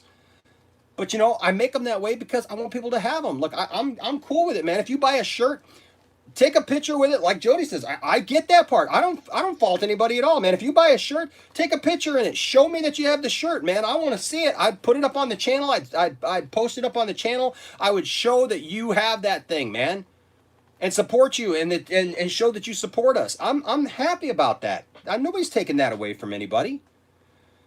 But if I put up a shirt that is based on somebody else's, you know, thing, you know, where they're trying to support, you know, suicide prevention, and I put up my own shirt about it, I'm literally taking money away from something else or mocking something else that is doing some good, and that's not cool. Alex says Jody is dumber than a stack of bricks. He's a genius in France. DC Big says, to be fair, Dark Phoenix was doomed from the jump. There's a lot of things about it that was. And then he says, to be honest, I did get some joy out of that ambush. Yeah, we talked about that.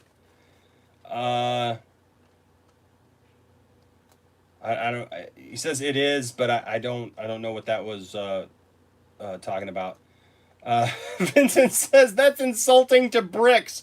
Bricks are useful, but Jody makes humanity look bad. Oh man, that's good. Caleb says Jason Momoa has stated that his Aquaman movie would fit in the framework that the Snyder Cut builds. Wonder Woman 84 is a prequel. Shazam has a cameo from the Man of Steel Superman. WB says ZSJL, Zack Snyder's Justice League, is canon. Look, nothing about Zack Snyder's Justice League would change anything that's come afterwards. They don't reference it. There's literally a couple little references in Aquaman, and that's it. And like you said, Superman, the Superman that we know, they just didn't show his head, right? Which is fine. It doesn't change anything. And if anything, Shazam strengthens the fact of what came before, because Freddy is a fan of Batman and Superman and all those characters that we saw.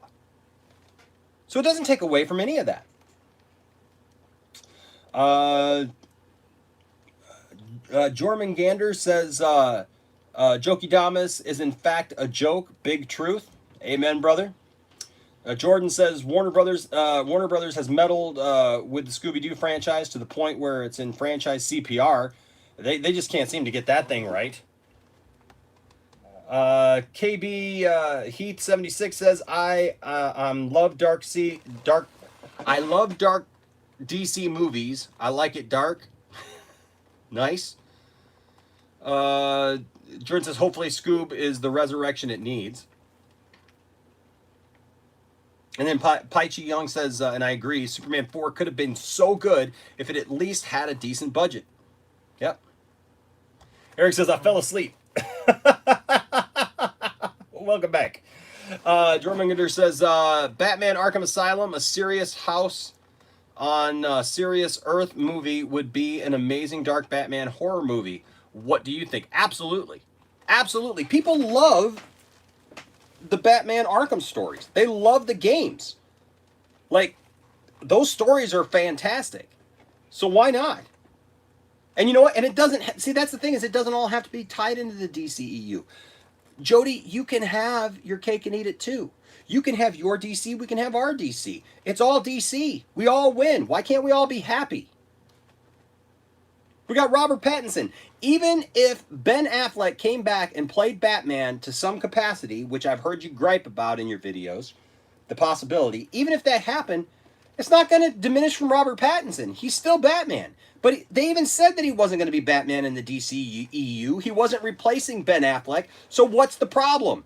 That's the beautiful thing about DC, is it's got a multiverse, man. You can make different movies of different things. You got Joker out here being different from the DCEU. Joaquin Phoenix is not going to show up in a DCEU movie. So what's the problem? Enjoy it for what it is.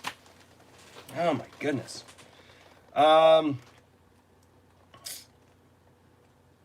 Eric says, just woke up.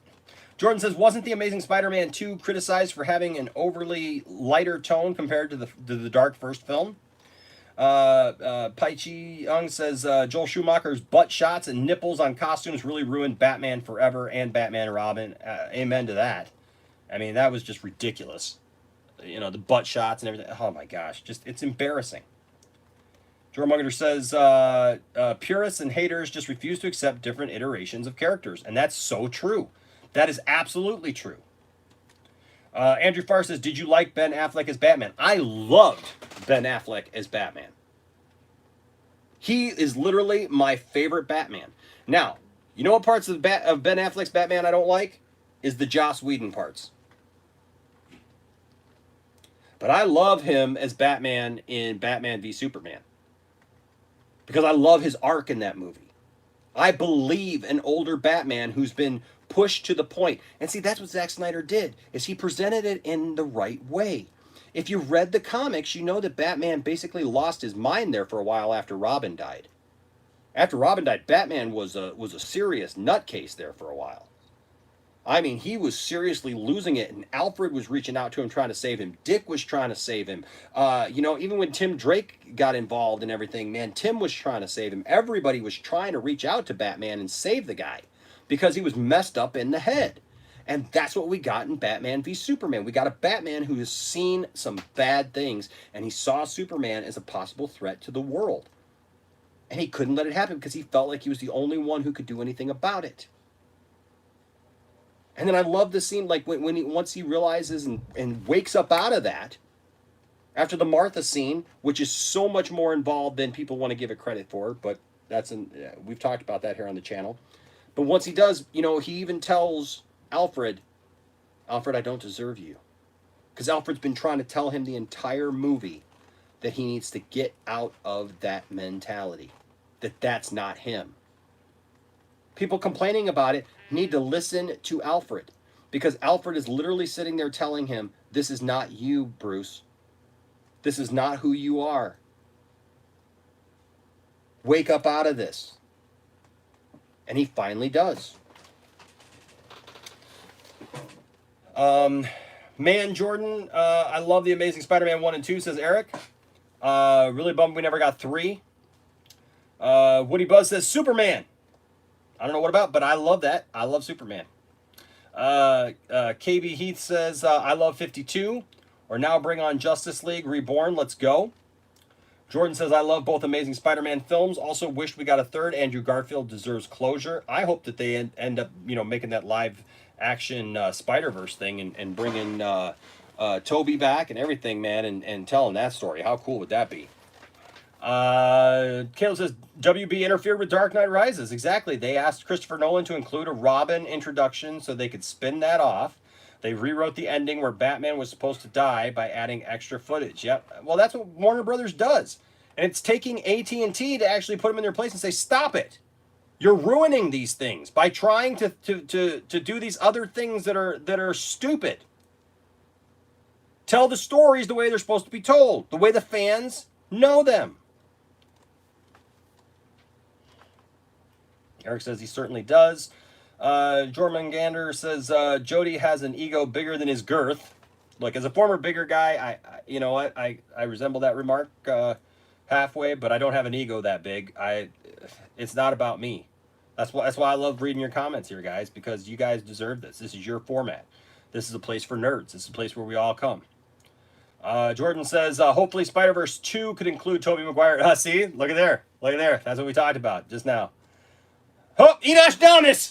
Nostradamus! I predicted it!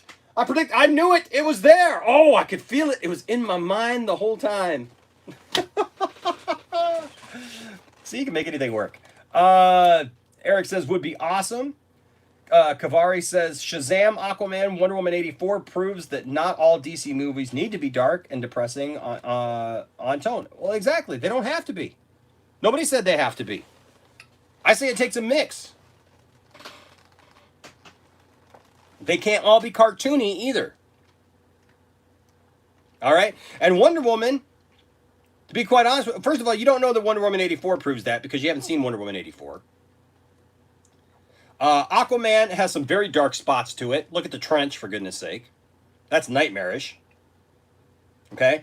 Shazam goes in some pretty dark places sometimes with the seven deadly sins.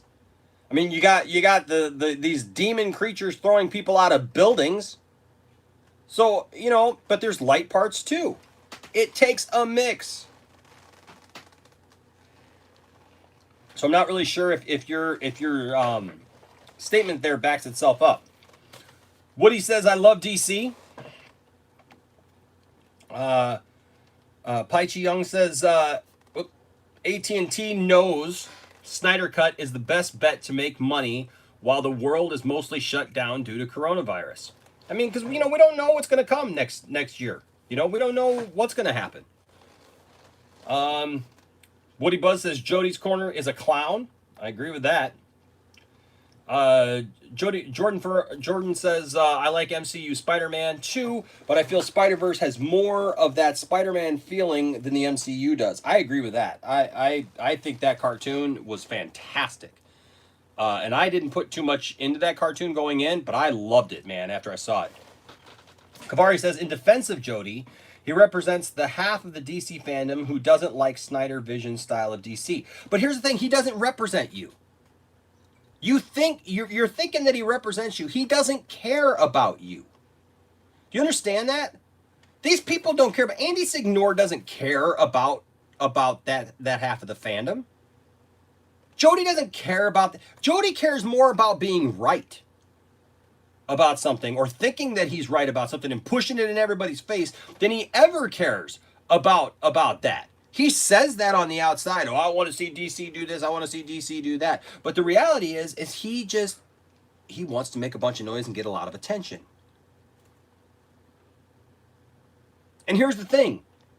Everybody needs to recognize that it takes both, Kavari. And Kavari, we talked about this with you on another live stream. It takes both. You can't just have it all light and fluffy and cartoony and just where everybody's just so happy and it's a My Little Pony episode. Okay? It can't be that. No offense to My Little Pony, because I think talking about Jody's Corner and My Little Pony is probably an insult to My Little Pony and to the bronies out there and the people who love My Little Pony, to be honest with you. But you gotta mix both of them. You got to have some dark and serious, or you're not going to be taken seriously. It's just, I don't understand what's so hard to get about that. Jordan says, would like to join the council sometime. We can make that happen. Hey, if you guys are ever interested, I know Derek, we're going to get Derek in there. But if anybody is interested in being part of the council, reach out to me. Because we do these council things every once in a while, and sometimes we need more people, and it's not a closed council. We can talk about it with other people. All right. Jeff says, uptime. LOL. Eric says, hello, Kavari. Aquaman, Shazam, and Wonder Woman 84 are great movies. We can have light and dark films, and somewhere in between, there's room for both. In both DC is diverse. Absolutely. Jormungandr says, Wonder Woman 84 is yet to be released, so don't say it's great. Nostradamus! I'm predicting comments before they even happen. Right there. 94 is yet to be released, so don't say it's great just yet. It could be a huge flop, but I hope that it isn't. The first Wonder Woman was great. I agree. Eric says, after a few beers, I can enjoy Batman Forever, Batman and Robin, Superman 3, and Superman 4. Nice. Jormungandr says, or Jormungandr, maybe? I'd love to see a Wonder Woman movie in ancient Greece. It would be fantastic. Eric says, I believe it will be good. I believe it's going to be good, too. Eric says, I want a Zeus movie. New Gods, great, but give me an Old Gods series also. That'd be interesting. It's like going to a Metallica concert and telling them to turn the music down. Or don't play that song. That song's too dark. Ride the Lightning is too dark and heavy. We want the other one. Yeah. Jormungandr says, me too, but I don't prejudge stuff because I don't like being let down. Kavari says, when did we become Snyder fans and not DC fans? Dude, seriously. Seriously, Kavari. It's not about being a Snyder fan or a DC fan. It's both. You're talking about the man who has done more good for DC than anyone has done. And you can't argue the fact that the man literally has recreated on screen literal things that have been in the comics. I don't understand this whole thing. Well, it's too dark. Then you don't like DC Comics. Point blank, you don't like DC Comics. You like DC Comics from back in the day, which is fine, man. And I like DC Comics from back in the day. I like the light stuff. I like watching Christopher Reeve. I love all of his bright colors and some of and the cellophane S, man. I love all that stuff. I will gladly stand up to anybody who comes against any of that stuff any day of the week. Okay? And then also I love George Reeves' Superman. Right? Jumping out of windows off a trampoline and all that stuff and jumping onto a mattress just outside the window there and the winking at the camera and all that good stuff. Why can't you just love it all? Why are you trying to blame Zack Snyder for the stuff that you don't like and acting like Zack Snyder's the problem? Zack Snyder has done more to put actual comic book scenes like frames on celluloid, or digital or whatever, on a screen than anybody else. Like actual panels. He did it with Watchmen. He did it with Man of Steel. Do you realize how much in Man of Steel is so intricate? Dude, look, Kavari, if you don't believe me, both of the streams are now on YouTube. Okay? Go find Zack Snyder's. If you have not watched them already, and if you have watched them and you don't get it, then I just don't know what to tell you, man. I really don't know what to tell you. I can't help you. I can't save you. But go watch, just for the fun of it. Go find Zack Snyder's commentaries on Man of Steel that he just did 2 weeks ago before he announced the Snyder Cut, and also Batman v Superman. And if you can literally come out of those two sittings and tell me that that man doesn't understand the comics, that he has not done more to bring comics to the screen, to show what is that is, and you think you can argue with that, I don't know what to tell you. Your argument is weak. Besides just saying, I like lighter stuff, that's fine, you can like lighter stuff. But stop putting Snyder down just because you can't handle the truth that DC is both. You can say all day, I don't like the darker stuff that's been written for the last 30 years. Okay, but obviously you don't like DC Comics the way that they are or have been for the last 30 years. You want them to go back in time. Well, it's 2020. What do you think that they're going to make movies of? There's a lot of stories actually in the Marvel cinematic or in the Marvel universe that are very dark and heavy, but Disney doesn't have the balls to make those movies, and that's straight up. You know, Disney does Civil War, but they don't do Civil War. They put a name on something, but it isn't what it is, because Civil War was not Civil War from the comics. They didn't attempt to recreate that. They put a few little things in there, a couple little Easter eggs, the happy little stuff like that, but then they put Spider-Man running around, you know, talking about Star Wars. And they got people talking to each other, talking about pulling their punches and stuff, because there were no repercussions in that movie. The MCU literally does not have the guts to put on the screen what's been in the comics for the last 30 years. Zack Snyder does. And there's those of us fans, I'm sorry, but we're here and we're not going away. We're not going anywhere. We're going to be vocal about this. We're going to fight this crap. Trying to tell us that apparently we can't move on from 1980. That we can't move on from Crisis on Infinite Earths when everything changed in the mid-80s. We can't do that, huh? We got to go back to the golden age of superheroes again. And tell all these feel-good, goody-luck two-shoes stories where they don't make any sense. Come on, watch those commentaries. Then you come back and you tell me if believing in Snyder's vision is believing in Snyder or believing in DC. Because I'll tell you straight up, it's believing in DC. Point blank. And I'm not going to argue that point anymore. You can make all the comments you want to make, man, and I'm not. But seriously, until you do that, and I don't know if you make any more comments down here, but I'm not going to address that anymore, because that is straight up. Go watch the commentaries, and then you tell me with a straight face that Zack Snyder does not understand DC Comics. That he doesn't understand these characters and what makes these characters tick. The man goes into great detail to explain why he did everything that he did and made every choice that he made. Every single one of them.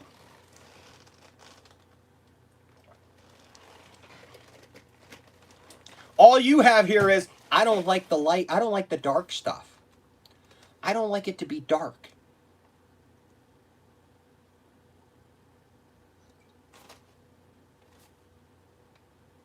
That's not an argument.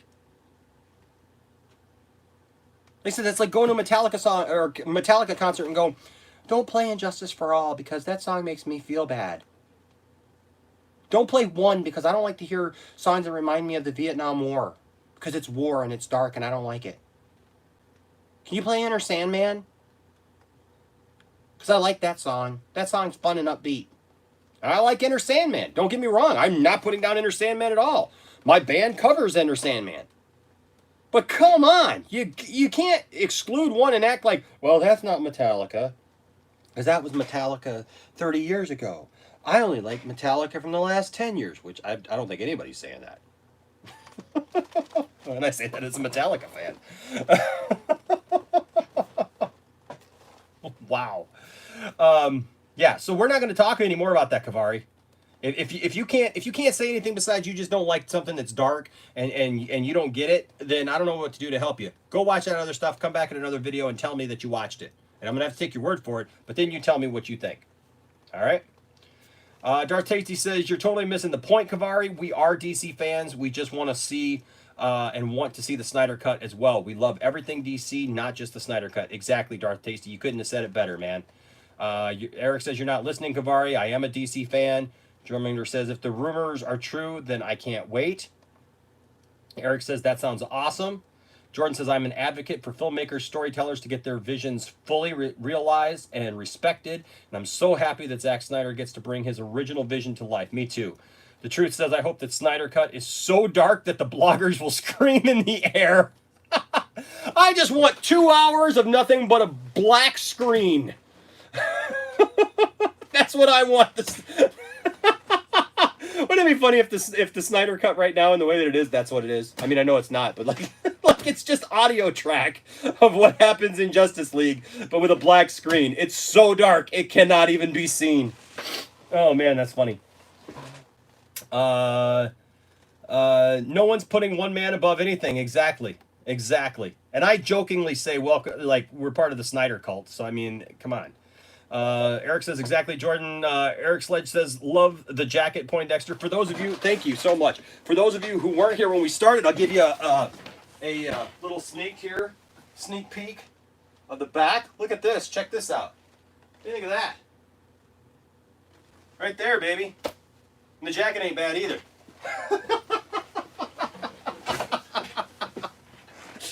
and check this jacket out. I love, this is my favorite jacket that I ever bought, and then I lost all my weight, and it's man, it's like too big. But check this out. It's got this big silver S on the back here. It's still in really good condition too, man. It says Man of Steel right up there on the collar, right there. Then here's the front panel here where it's got the big silver S right there on the panel, and then if you put it together, it says, whoops.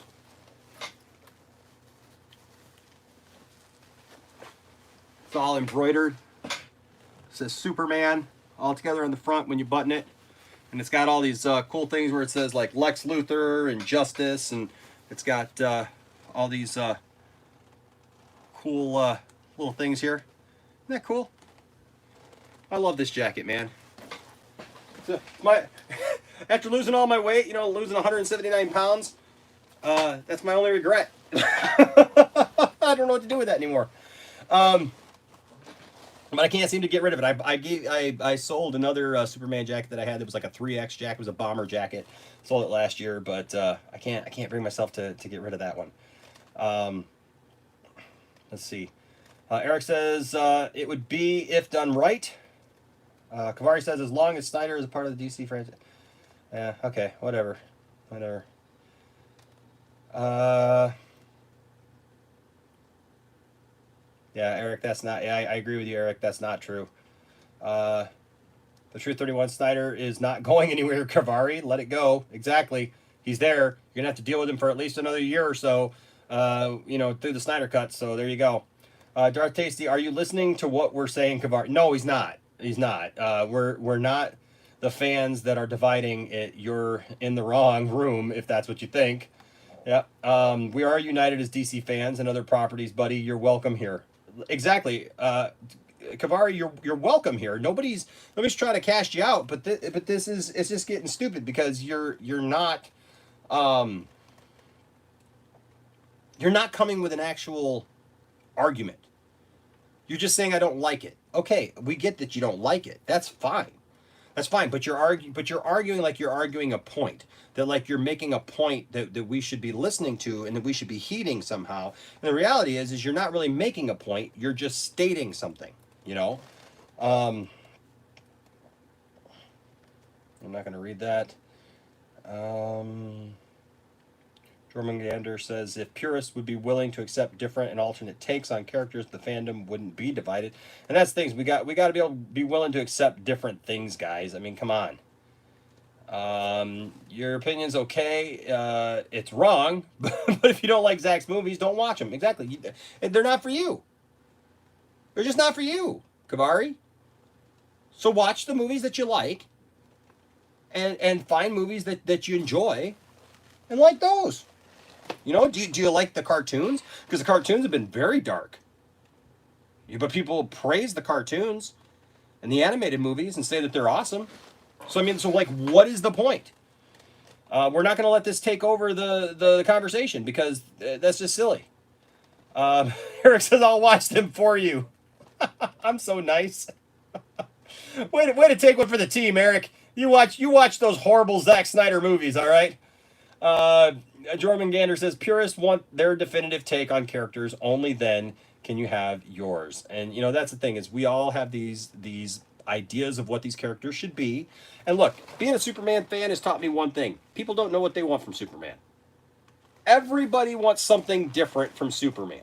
There's people that think that Superman should be a big Boy Scout. There's people who think that he shouldn't be because he's too boring that way. I've grown up with Superman in all forms, and I love Superman in all forms. But I love Superman to be a strong beacon of light in this world. But I also love what Zack Snyder did, showing how he gets there. That he gets there by learning lessons along the way. People lost their mind when he killed Zod in Man of Steel. Like that was the first time it ever happened. What do you think happened to General Zod in Superman 2? Tell me. What happened to General Zod in Superman 2? Superman literally crushed a man's hand. He didn't have any powers. He was defenseless. Superman didn't have to do that. That was totally vindictive of Superman, actually, if you want to be honest with it. But he crushed Zod's hand, and you heard the bones cracking. It threw him into an ice wall and into a cavernous abyss. Yes, I used the term cavernous abyss. Zod is dead. He dead, though. Lois Lane punches Ursa, and she goes and falls into a cavernous abyss. Non gets pushed into a cavernous abyss. They die. Imagine that. Superman has literally killed Zod in the comics. So the movie, you can be mad at the movie all you want. People mad at Zack Snyder. You had Superman killed. Superman never kills. That's not true. That is not true. Superman does all he can to avoid killing, but will do it if he has to. And that's always been Superman's motto. And that's just the truth. But you can't handle the truth, can you? These people hating on Zack Snyder, and it's not Zack Snyder that did it to you. It's not Zack Snyder that ruined your characters, Kavari. It's not Zack Snyder that ruined your characters, Jody. It's not Zack Snyder that made them dark. Zack Snyder literally took a snapshot of what has been written for the last 30 years and held it up to you in visual form, and you don't like it.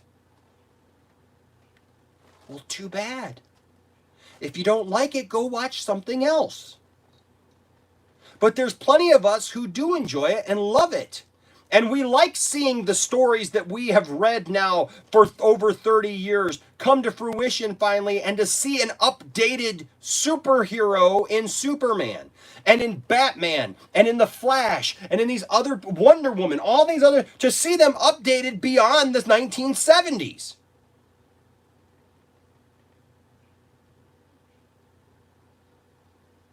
Jeez. All right. Kavari says, a wise man once said, a divided house can't stand. Well, that was Jesus.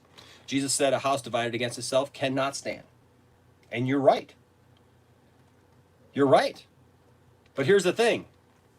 There comes a point when the people who are causing the division need to stop yelling at the people who are trying to embrace all and trying to say, hey, let's stand together. Because I don't see you saying it takes all.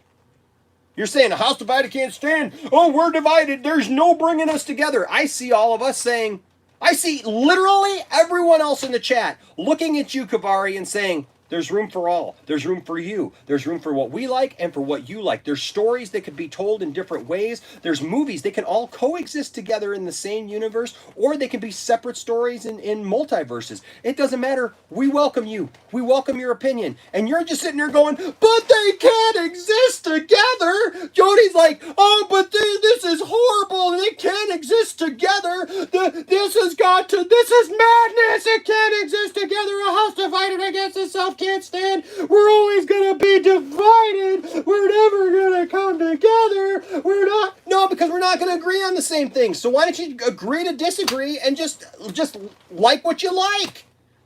Why does anybody have to attack anybody? Nobody's attacking you, Kavari. Nobody's attacking you, Jody. Nobody's attacking you, Andy Signor. And everyone, you're attacking us. The Snyder's cult is being so mean to me and so bad and so angry at me and making me think bad thoughts and being really scared.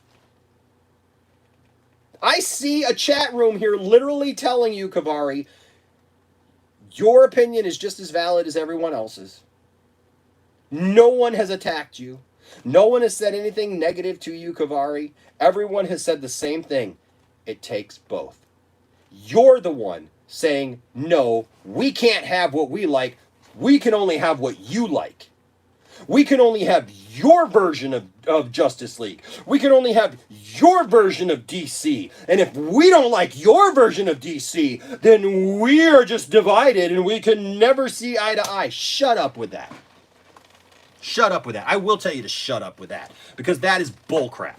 That is bullcrap. We can all enjoy what we enjoy about characters that have over 80 years worth of books and comics and stories and TV shows and cartoons and all kinds of media that's out there. I mean, there's enough media of all these characters to enjoy for you or Jody or anybody else to be able to have what you like.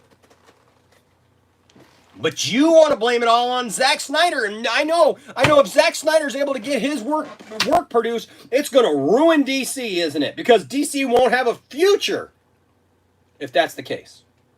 Shut up with that. Just no. Baldhead says, Eric Sledge, exactly. Good point, because I don't watch every movie that comes out.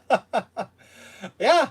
Jordan says, I think what Andy and especially Jody are doing is uncalled for. Me too. Pai Chi Young says, Enosh is right about Jody. Darth Tasty says, well said, Eric Sledge. If you don't like something, watch something else. Exactly. There's plenty of media out there for these characters. There's over 1,000 channels on cable, TV, and millions of movies available to watch. Put something else on. Exactly. Eric says, Baldhead, behold my superpower. I have hair. Jermung and Eder says, most of my favorite takes on characters are non-canon and from different universes. Thomas Wayne Flashpoint Batman is my personal favorite. There you go. There is somebody right there enjoying something that's a different part of the universe, that is not your normal everyday thing, but they enjoy it. But God forbid they enjoy it, right? I guess so.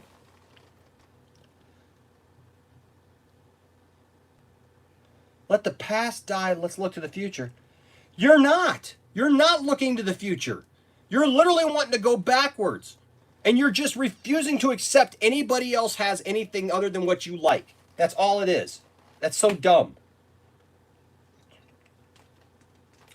Eric says, the future's fine. We're getting Zack's film series. Or at least his Justice League, and that makes me happy. That makes me happy too.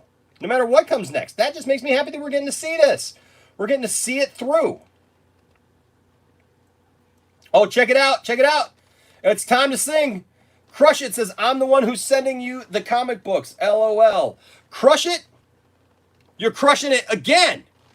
Crushing it again. We still sing Crush It praises. Still sing Crush His praises. Oh, yes, we sing Crush His praises. Oh, yes, we sing Crush Its praises. Thank you. Crush It is sending us some comic books. You know what? I think some of you need to read these comic books. I'm hoping some maybe are DC Crush It, because Crush It is sending us some comic books for people to have for us to give away as some giveaways here on the channel, and I hope some of them are DC because that way, maybe, just maybe, for the love of God, somebody can read these stories and understand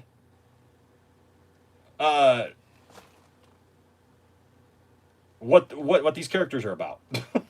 Thank you, Crush It. You're awesome. German Gander says there's a multiverse in DC, so why can't we have both light and dark, something for everyone? But nope, purists know best. There can only be one. Don't you know? There can only be one. There can only be one version of all these characters. I mean, come on. What about this guy? You know what this guy is? This is from DC superheroes, man. This was the kid version of all these. This can exist too. You can have everything from Dark Knight to this and everything in between. It's all there. It's all good. It's all DC. I love it all. Why wouldn't I? Why wouldn't you? Embrace it. Understand. Is this for me? I think it's cute. My friend Joe gave this to me, and I like it. It's cute. It's cool. It's Batman. But come on. Everything is not made for you. This is what people with the Star Wars thing can't get. Is they think that everything has to be made for them. Every cartoon, every book, every comic book, every, action figure, everything has to be made for me and my likes and what I want and what I thought the movie should be like and what I thought this should all be. Stop with that. There's enough to go around for everyone. And just because somebody likes something a little different than you doesn't make them wrong or bad. It just means they like something different and they have a different opinion. Deal with it.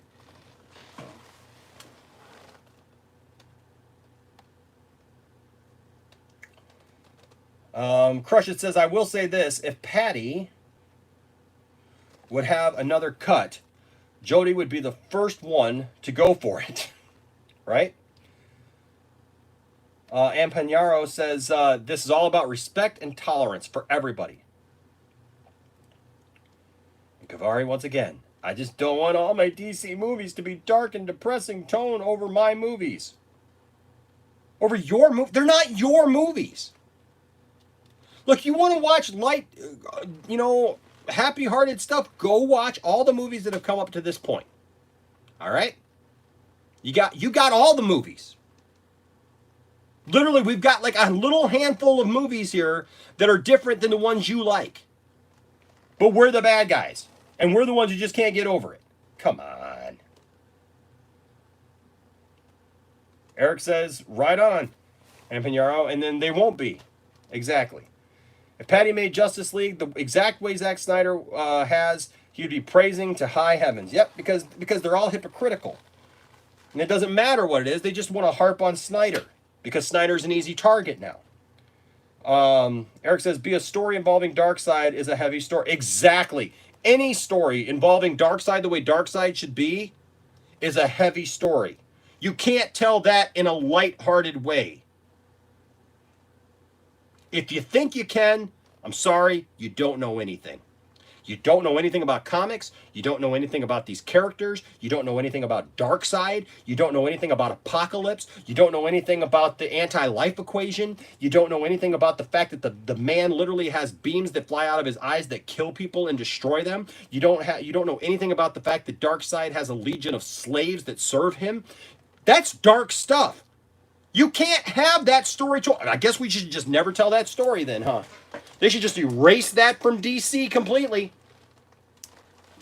Because Kavari and Jody just can't take it. It's too dark. It's too heavy. Good Lord. Seriously. I mean, seriously. Jordan says, I love your honesty and respect for us, Enosh. Thank you. I respect people to be able to think for themselves. I'm not going to tell you what to think. If you think differently than me, then that's fine. Hey, man, you know what? Message me. Look, we could even sit down. If you disagree with me, we can set up a time. We'll do a Zoom meeting. We'll broadcast it, man. We'll debate. But only if you're going to be respectful, and only if you're gonna if you're not just going to come with I don't like it. Do your homework. You come at me and you tell me why Man of Steel isn't comic book accurate and the best adaptation of Superman for the modern age.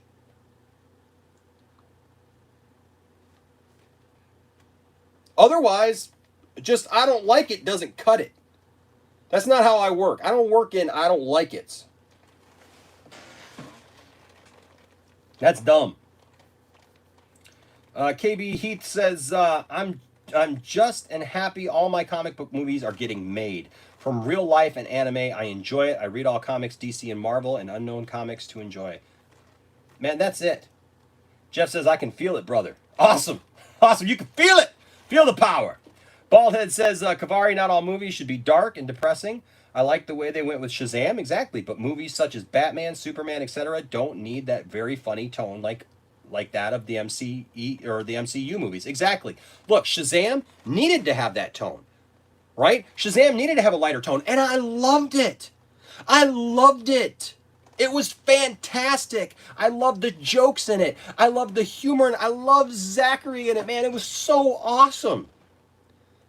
Because you got a 10-year-old kid in a man's body. Of course you're going to have these jokes and these things. But then there was some darkness to it too, man. You got this guy who was like kind of like abused as a kid and thrown out there. And he's had to deal with this. And you got the 7 deadly sins that were all pretty scary.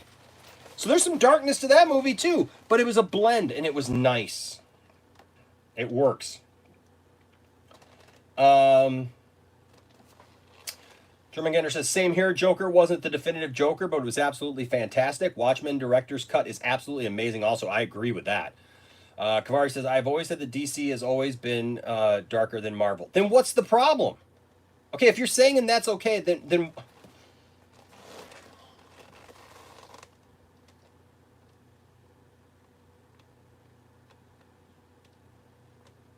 no, the screen didn't freeze.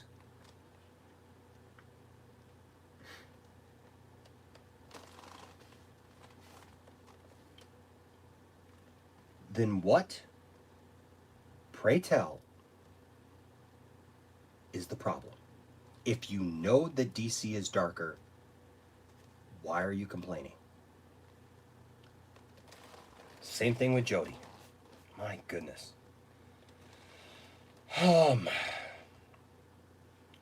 Baldhead says, being funny is MCU's signature. DC needs their own signature. Exactly. They need to be their own thing. Crush it coming in there with that $3 again. Oh, thank you so much. German Gander says, same here. I've always seen DC as darker and more adult than Marvel. Absolutely. Patman says, Jody never says, you know what, about toxic Marvel fans, but when it comes to DC, he has no limits. Dude is a fake DC fan. Shake my head. Yes! Patman 13, you nailed it. You nailed it right there. He claims to be such a DC fan, yet he attacks his own. The rest of the world can do whatever they want to do, but God forbid we DC fans have a little bit of a different idea on something. Then he attacks us, calls us toxic, calls us evil and bad and a cult and everything else. Jody, you could take that stuff and put that right where Superman can't find it. Maybe only the Atom, if you know what I mean.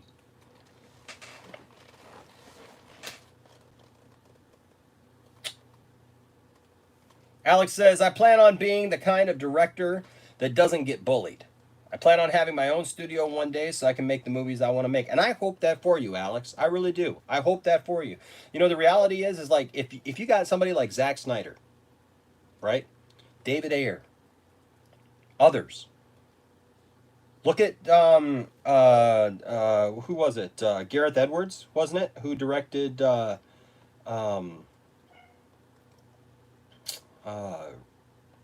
One. They made some changes on him. Look at all the people who've been tossed back and forth through Disney for the last few years. Lord and Miller, great directors. The problem is you know, like that's great. But here's the thing is you can't always predict that, right? And if they can jerk around those kind of directors, you know, we never know. We always want to be able to say we could do it, but you know, I mean, if they did this to a Zack Snyder and to others, you know, um, German Gander says, I would absolutely pay top dollar to see James Wan do a horror movie about Arkham Asylum. What do you guys think? Oh man, oh man, oh man, oh man, that sounds fantastic.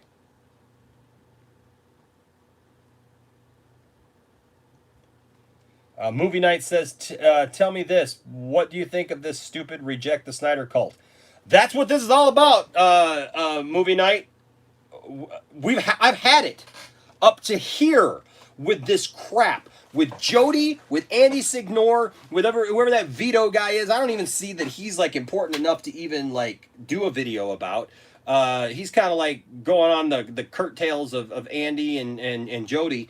But that's what this is all about. This reject the Snyder cult thing is bullcrap, because there is no Snyder cult. There is no Snyder cult.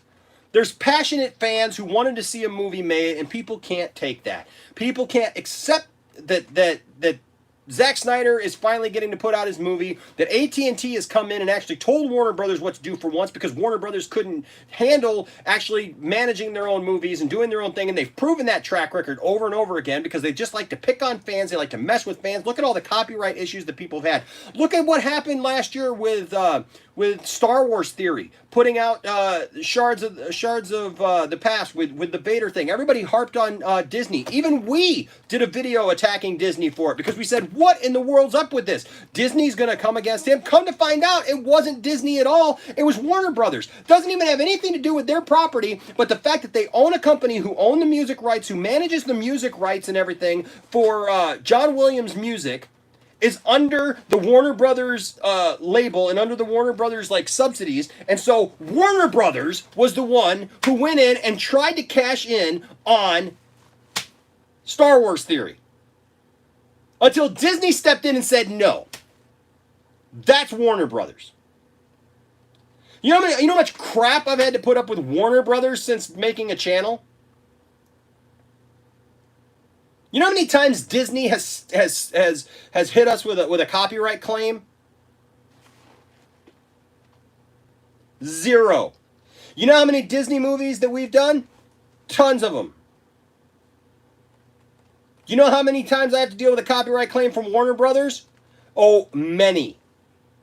I've even taken a couple down because I was just adamant. You know what? No, screw that. You know what? When we did the Joker trailer reaction video, you will not find that video on the channel anymore. Our Joker reaction video, because I had it up to 30-some thousand views on that thing. I was like, I'm done with this. Because they, after 35,000 views, they came in and tried to claim the video. And I said, nope. Nope. Not going to put up with that. You don't understand. I would rarely take down a video, but that one I put my foot down, because I was already taking crap anyways from people about that video. I said, it's not worth it. It's not worth it. It's not worth it to me. We've had literally 2 copyright strikes on this channel in the last year. And both of them were over watch parties where we show nothing, there is nothing. They do copyright claims and they get taken back all the time, because Warner Brothers knows that we're not doing anything wrong or illegal or against copyright law. But they allowed their bots. They allowed the bots to just come in and put copyright strikes on us, and then they sat back for 2 weeks while we weren't able to live stream, and we had no way of fighting it. So thank God for AT&T coming in and telling that half-marked company what to do. Because somebody needed to do it. Somebody needed to put Warner Brothers in their place and say, why are you guys leaving money on the table? People want to see the Snyder Cut. Why wouldn't you do that? Why wouldn't you give them what they want and give them something great? That's what I think of the Snyder Cult crap. It's stupid. Eric says, sweet Alex. Baldhead says, most definitely. By the way, what time or day would be good for you to voice recording sessions? We got to talk about that, Jordan. Drummond says, if James Wan made a horror movie about Arkham Asylum, oh, buddy, would that change the game? You telling me. Cylon Scotty says, preach it. Thank you again, Cylon Scotty, for that gift of $20. You're awesome. Cylon Scotty says, best sermon ever. Amen, brother. Kavari says, James Wan is a horror director, and yet Aquaman was brighter, colorful, and that's great. Did you see the trench? Just saying.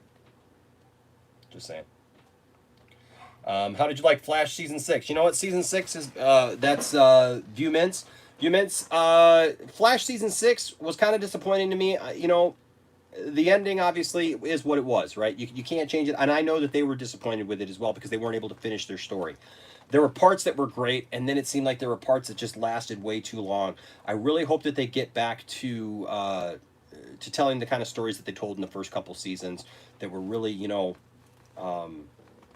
really on. I really hope so.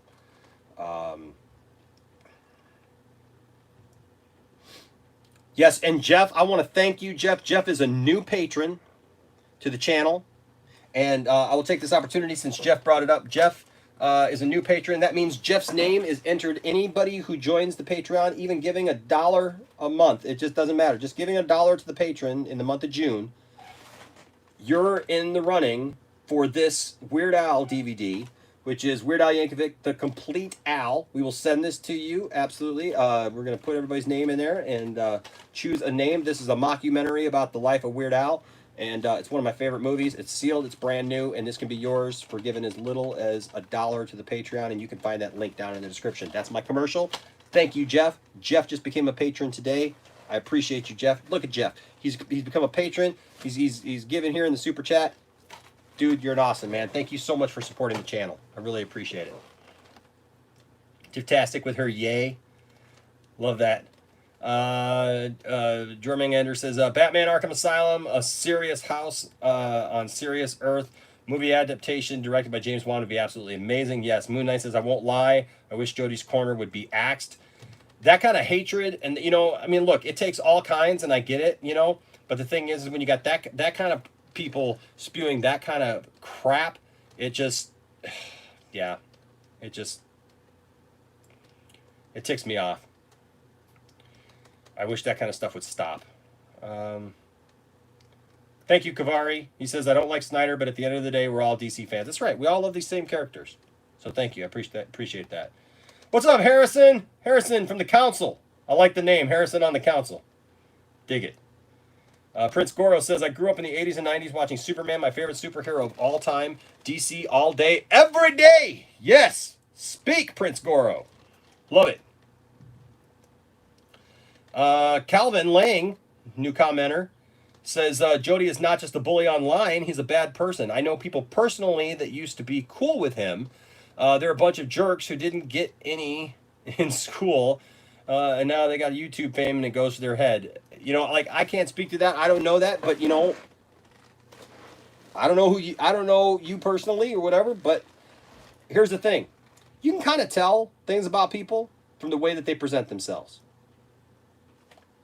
You're going to see here on the channel, if you're around this channel for very long at all, you're going to see that you get what you get with me and my family. We are who we are. We enjoy the things that we enjoy. We're gonna talk about the things that we love. We're gonna support the things that we love. We're gonna have relationships with you guys. We're gonna be friendly with you guys. We're gonna like you guys. We hope you like us. And like I've said before, if you like what you see, hit the subscribe button, man. Be a part of this. Nobody's telling you gotta even give to super chats or do whatever, man. If just subscribe to the channel and share it with somebody. You know what I mean? Just help us out that way. Because we like you guys, and I enjoy so much being able to come in here and see the same see people and then new people coming on board, but you see somebody like Jody and you see that you can tell how he probably is in real life. If that's how he is attacking people that don't agree with him and talking over people during, like I said, that live stream that he did with Film Gob. I don't even agree with Film Gob on a lot of stuff, but holy crap. If you watch that video is pathetic. Try talking over me like that. Are you kidding me? I'm sitting here by myself in a room, and I'm filling, what, 2-3 hours at a time? Try talking over me like that, Jody. I'm a little too passionate for that. Okay, I've got answers to your questions. You want answers, but you don't want the answer. You don't want somebody to actually stand up to you and tell you that you're wrong and that you don't know what you're talking about. You don't want that. No, you want to pick on somebody that you think is weak, somebody that you think you can control, that you'll be nice to you. I got to give it to Film God, man. That whole video, he literally sits back and he is not rude. He doesn't raise his voice. He is super calm throughout the whole thing, man. While you guys just make fools of yourselves. You just absolutely act asinine and act like idiots for the entire duration of that video. And you think you accomplished something. You got nothing. Batman Begins is my favorite superhero origin movie from Jordan Gander. I agree with that. It's a great origin movie, man. I mean, besides Man of Steel, which I think Man of Steel is my favorite, but Batman Begins, I remember coming out of Batman Begins going, where has this movie been? Holy crap, right?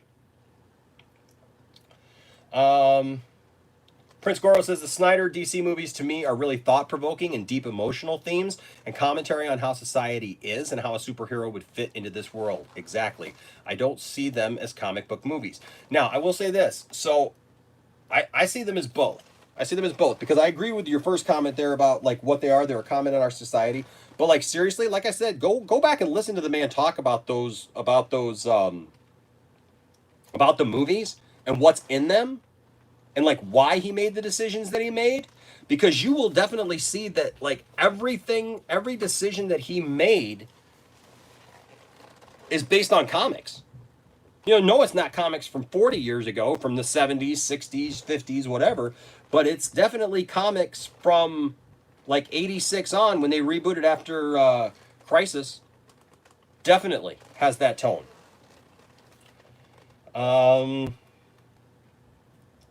Yeah, most definitely Batman Begins to me is the best of the trilogy. We are all DC fans and superhero fans. Yes, we are. German Gander says, Kelvin, I agree. Plus, Cillian Murphy as Scarecrow is great. Isn't he great? Oh my gosh, just creepy. Creepy, creepy, creepy, creepy, creepy. Jordan says, I'm kind of in love with the idea of a Superman fan film discovering an ancient civilization and having Jimmy Olsen play a part in the adventure. Baldhead says, Prince Goro, I've always thought about the topic exactly the way you describe it. Would be awesome, Jordan. Someone needs to slap some sense into them. See, I don't want to slap. I'll slap them mentally. I'll slap them verbally. I'll slap them all day long on this channel and give it to them because somebody's got to, right? Somebody's got to be able to match that intensity. And what I see is like, all they want to do is talk to people who can't match that intensity. You got Andy over there who's just sitting over there, you know, you're treating me bad. And like, Andy can't get over the fact that, like, he messed up his life. And he thinks that everything that happens now is a result of that. I don't care what happened in Andy's life. I don't care about his infidelities. I get it. He was accused of some stuff. Well, thank goodness if he didn't do the stuff that he was accused of. I'm glad. I hope that he works out that stuff between him and his wife. I understand that kind of stuff, and that stuff sucks. If he was falsely accused and everything, then that's fine. I don't care about all that stuff. But, to sit there and be like, well, everything revolves around that for me. And if you say anything mean to me, it must revolve around that. Whatever. I don't care about all that. Stop with all that. And then you got Jody up there just be like, yeah, son. Yeah. Jodydamas. And nobody cares about your predictions that you want to make fit everything. I already said at the beginning of this video, Nostradamus wasn't anything. Nostradamus said a bunch of crap that people like to try to fit in there. You're about as relevant as the Loch Ness Monster or Bigfoot. All right? So we start calling you Nessie.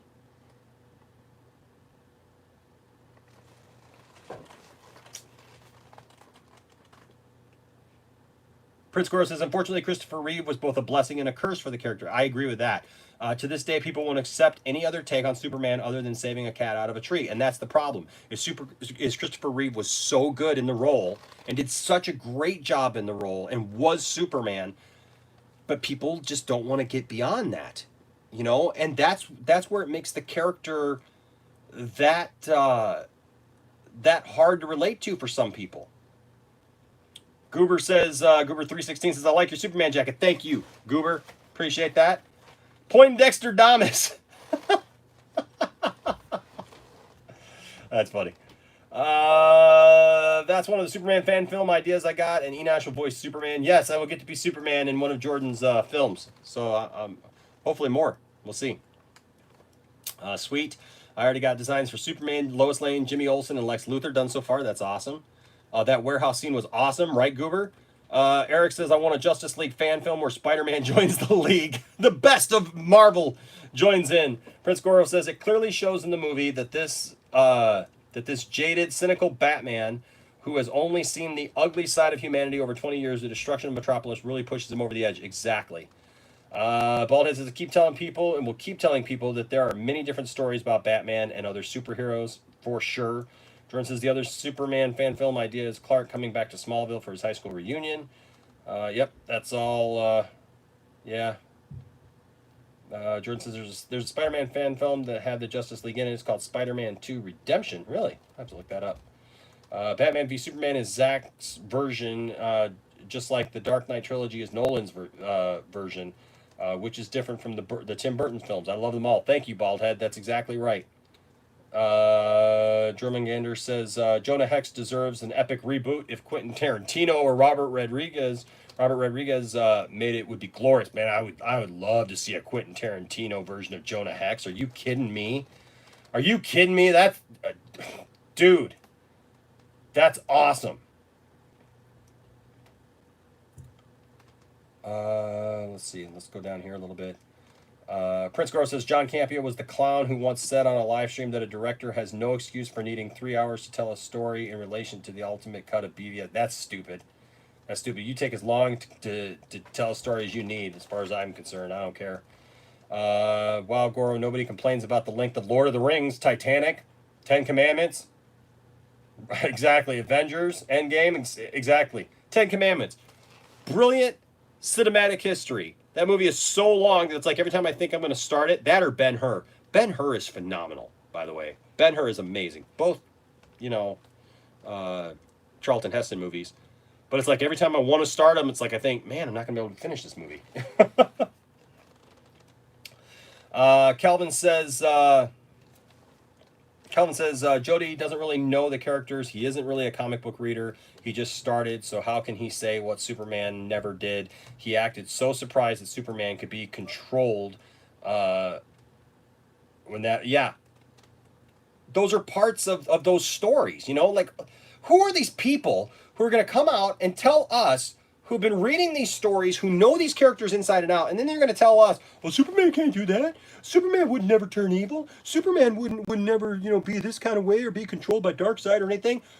Pick up a comic book or shut up. Some of these people just need to leave their YouTube channels to the side for a while and go read a few comic books, a few years worth of comics, and then come back and then go, oh, we're sorry. We're sorry. All that Jody talking about, oh, Jodydamas, yeah, kneel at my feet. Kiss my Yeezys. If you read a comic book, you wouldn't be so loud and proud. Or otherwise, you might be and still just look like an idiot. I don't know.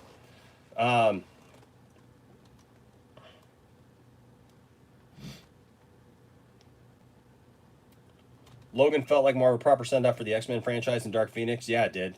Yeah, it did. Jason Momoa should reprise his role as Conan the Barbarian in a King Conan movie. It would be glorious. I'd like to see that.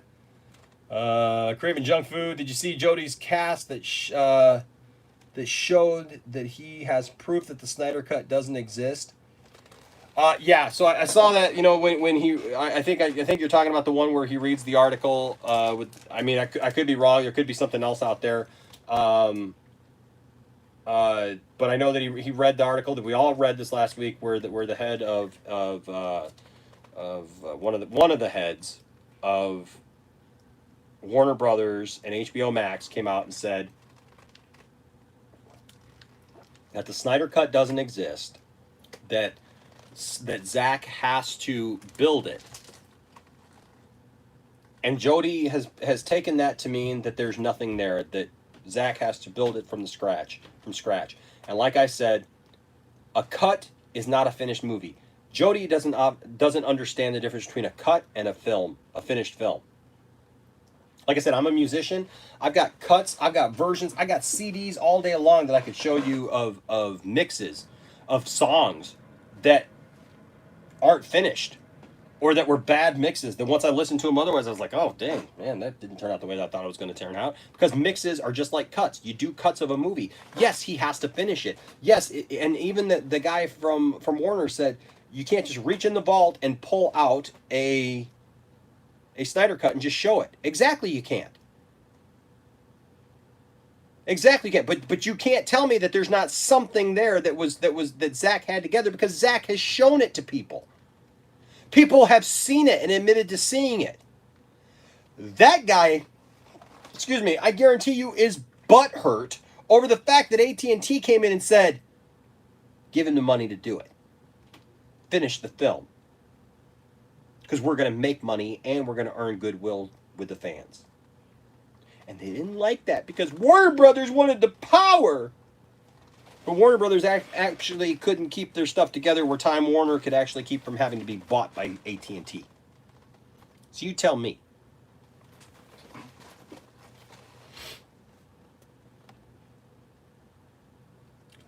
I'm going to kind of skip through here.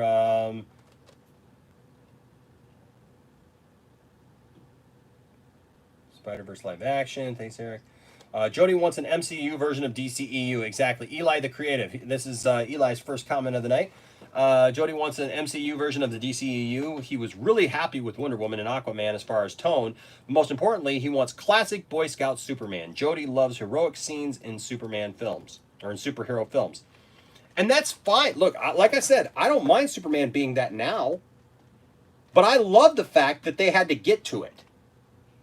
It didn't just come easy. None of that should come easy. Superman just being this good old boy should not come easy. He should learn along the way and have to learn from bumps along the way.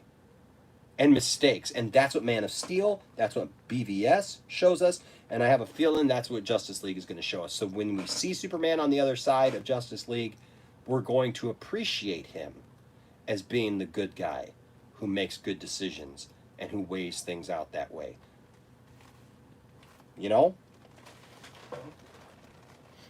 That's why Winter Soldier and Civil War is my favorite Marvel movies. I agree with you, Baldhead, just because those are the ones that seem to have the most repercussions out of any Marvel movies, including Endgame, which is crazy to me. Prince Goro, if Jody or anyone else wants jokey, kiddie, lighthearted DC movies, that's perfectly fine. But why can't we also have more serious takes on the characters? And that's the point, Prince Goro. That's the point, really. Like, you can have both. This idea that it's got to be one or the other is stupid. Goober says, I can't wait for Wonder Woman 84. I'm looking so forward to that movie. Caleb says, I 100% believe that Flashpoint was going to rewrite the universe to fit the hater's point of view. Like, I bet Robert Pattinson's The Batman will have him saying, I don't kill and I don't use guns. Kevin O'Doghair says, just liked and subbed while watching your Zoom Council live chat vid from May 25th before YouTube brought me here. Awesome. Awesome, awesome, awesome. Thank you, Kevin. Welcome, Kevin. Like I said, man, one at a time. I am so happy that you have chosen. I am honored that you have come here and that you are a part of the Poindexter Lounge. Thank you so much. Alejandro says Ryan Reynolds, Green Lantern, Mark Strong, Sinestro, and Taika Waititi directing, please. See, I would still like to see that.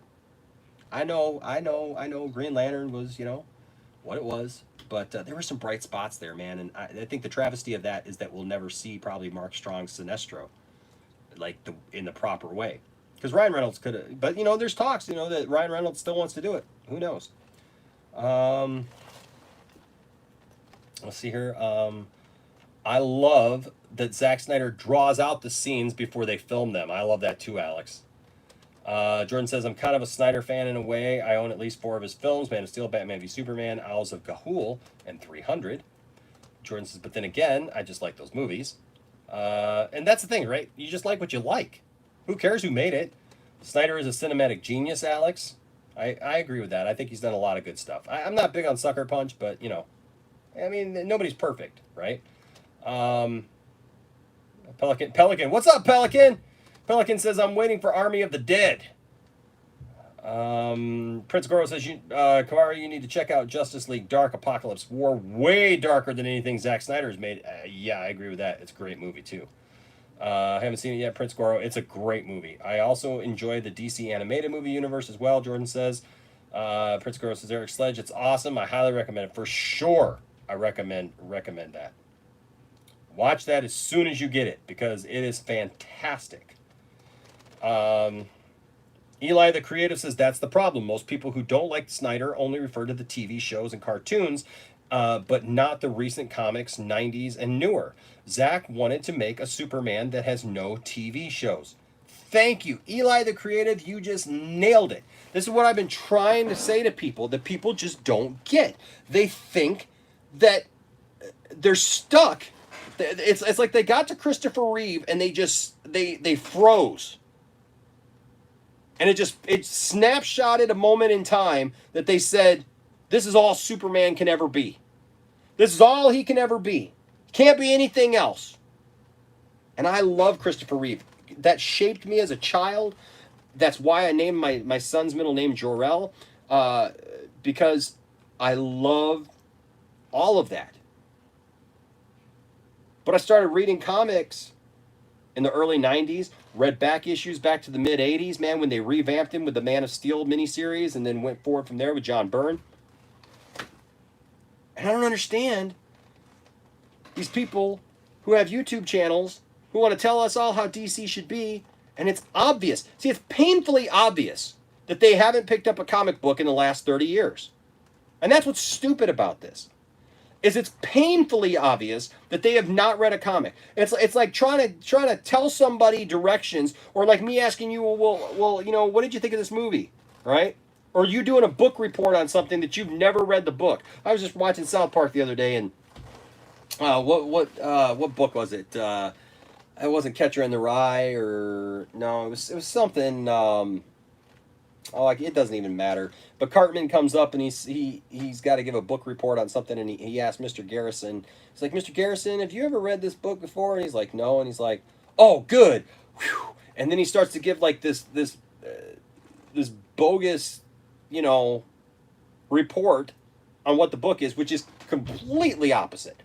And so when Jody gets on here and starts telling us what these characters should be and how these things should be going forward, all it does is show his ignorance, and he doesn't get that.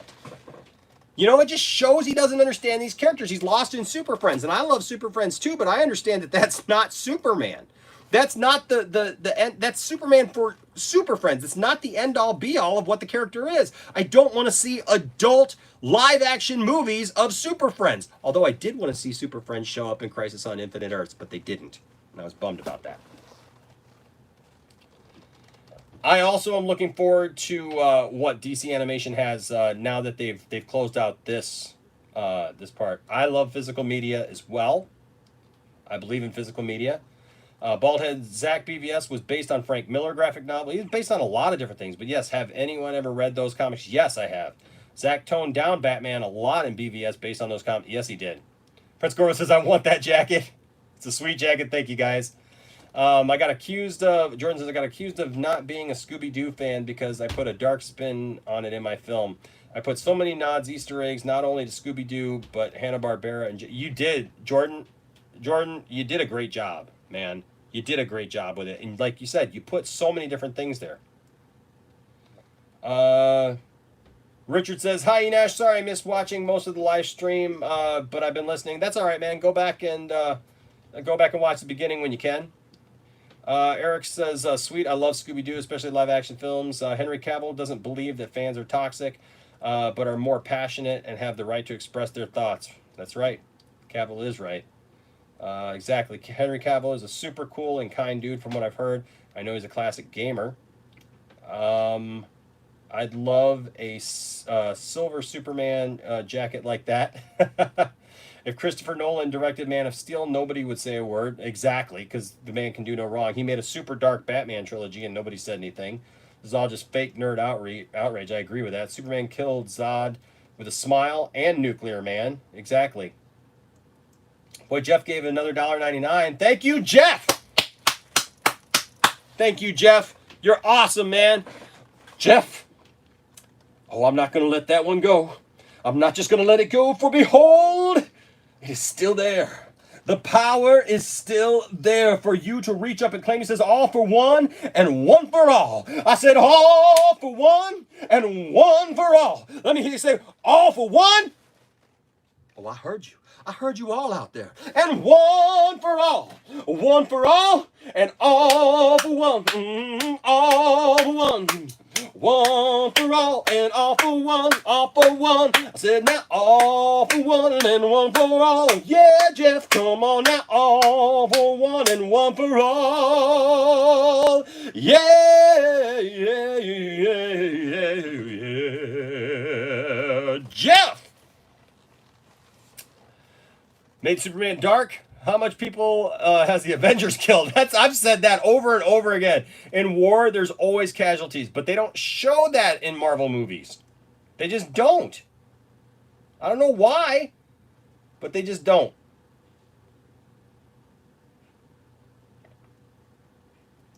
Oh man, I scrolled too far. What was Superman going to do? Leave Zod to carry on killing? Is that, well? Just let let him kill everybody. Exactly. I agree with you, Prince Goro. Some people's IQ levels do take a huge nosedive when it comes to DC movies. They're just all supposed to, Superman should have taken Zod away from the city and all the Kryptonians, because like he's one dude and he's supposed to take like the planet changer and everything away from the city and everything, when that was where they wanted to be. That was where they were going to be. They weren't going to leave. Zod wasn't going to be. Zod would have looked right at Superman and gone, "Oh, where are you going? Okay, we're going to finish the job." Idiots.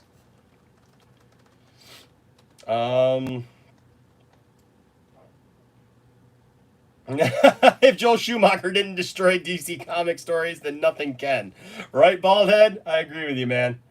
Gilbert says, preach, Enosh, preach. I'm going to try to skip down here through some of them. I'm happy for anyone who enjoys Disney Star Wars, but the franchise died for me with The Last Jedi. And see, Prince Goro, here's the thing, man. I can appreciate that. If you didn't like The Last Jedi, now see, like me personally, I love The Last Jedi. And I would love to have a conversation with you about it. Right? Like, but I'm not telling you how to feel. If at the end of the conversation you would say to me, Enosh, you know what? I still don't like The Last Jedi. It's just not something that I can appreciate, and if I'm like something I can like, that's fine, right? But you know, like I see it for something different, and so like I enjoy it, and it's all right that we have differences of opinions. You know, we're going to agree on some things, and we're going to disagree on other things, and it's okay. It takes everything. Crusher says, Batman the Dark Knight. I can't imagine having a Batman movie as a Marvel movie, and neither can I. Colorful and stuff. Batman works mostly at nighttime, and if Gotham were, it was mostly always cloudy. Right? I mean, well, you'd have to go back and basically Marvel would make it more like Adam West Batman, you know, because the fans will be heard instead of access media. Eric Sledge says, and behind the scenes mismanagement is exposed. The right people might lose their jobs now that's dangerous. Richard says, everyone has an opinion, and if you can't accept others, move on. And Pinaro says, Zack Snyder's Justice League. The darker, the better. Eric says, evidently. Look inside when you blame others. I love it. A James Wan horror movie in Arkham sounds amazing. I agree again. Funny story, I watched Batman v Superman Ultimate Edition today, and it was missing important scenes I accidentally put in the theatrical cut. Nice. Absolutely. Jormungandr says, a story about Amadeus Arkham and the origin of Arkham Asylum would be scary. Oh, yeah. Slowly watching a doctor who wants to help people slowly spiral into an absolute madness. Sign me up. I like that, too. That's a great idea. Jordan says, I know Enosh would have my back if I got my Scooby-Doo fan film taken. If I got my I would, man. Absolutely I would, Jordan. What about a 70s Batman and Robin meets the Scooby-Doo gang like in the cartoon? That would be cool, Jordan. You got to admit, man, that would be cool. I loved that when Batman and Robin met Scooby-Doo. I had that DVD for the longest time when I was a kid. Or the videotape, actually. Yep, I adapt element, yep. What if Quentin Tarantino directs either a Suicide Squad or a Lobo? A Lobo film would be good. Lobo for sure. Exactly, I agree, Eric.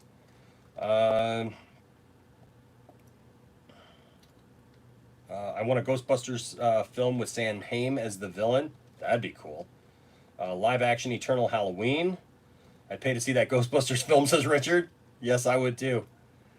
Film gob isn't weak. He's patient, cerebral. And I think that that's probably true because, you know what? I listened to him, man, and like he just let it happen. You know, but the thing is I think that Jody takes that for weakness. Andy Signor took that for weakness, and they just piled. They piled hard on him, which is bullcrap. It's absolute bullcrap. And then have the audacity and the hypocrisy to tell everybody else that they're, you know, the bullies is so stupid. What's up, HXSH.Xbox One? Hello. Are you excited? He asks, they ask, are you excited for Doom Patrol Season 2? I am. I did really like Doom Patrol. Here's my thing with Doom Patrol. So, I've said it. I'm not really excited about HBO Max as a channel. Because I've got most of the movies that are on it. I've got most of the content that's on it in physical media. So, I don't really need it. When I get it, it's going to be because of the Snyder Cut. So for me, it's going to probably have to wait until next year before I see Doom Patrol. I don't know when Doom Patrol is supposed to come out, but I'm really bummed because it's a personal problem that I have with DC, actually, because I have the DC Universe, and I feel that the DC Universe should have done what... They should do one of two things. Disney did it right with Disney Plus, because they put everything Disney on one thing. So I have Disney Plus, and we're subscribed to that, and I pay money every month for that, and everything's there that I need, right? Everything's there, and I love that. On the flip side, DC says, all things DC are going to be here at the DC Universe. Bullcrap.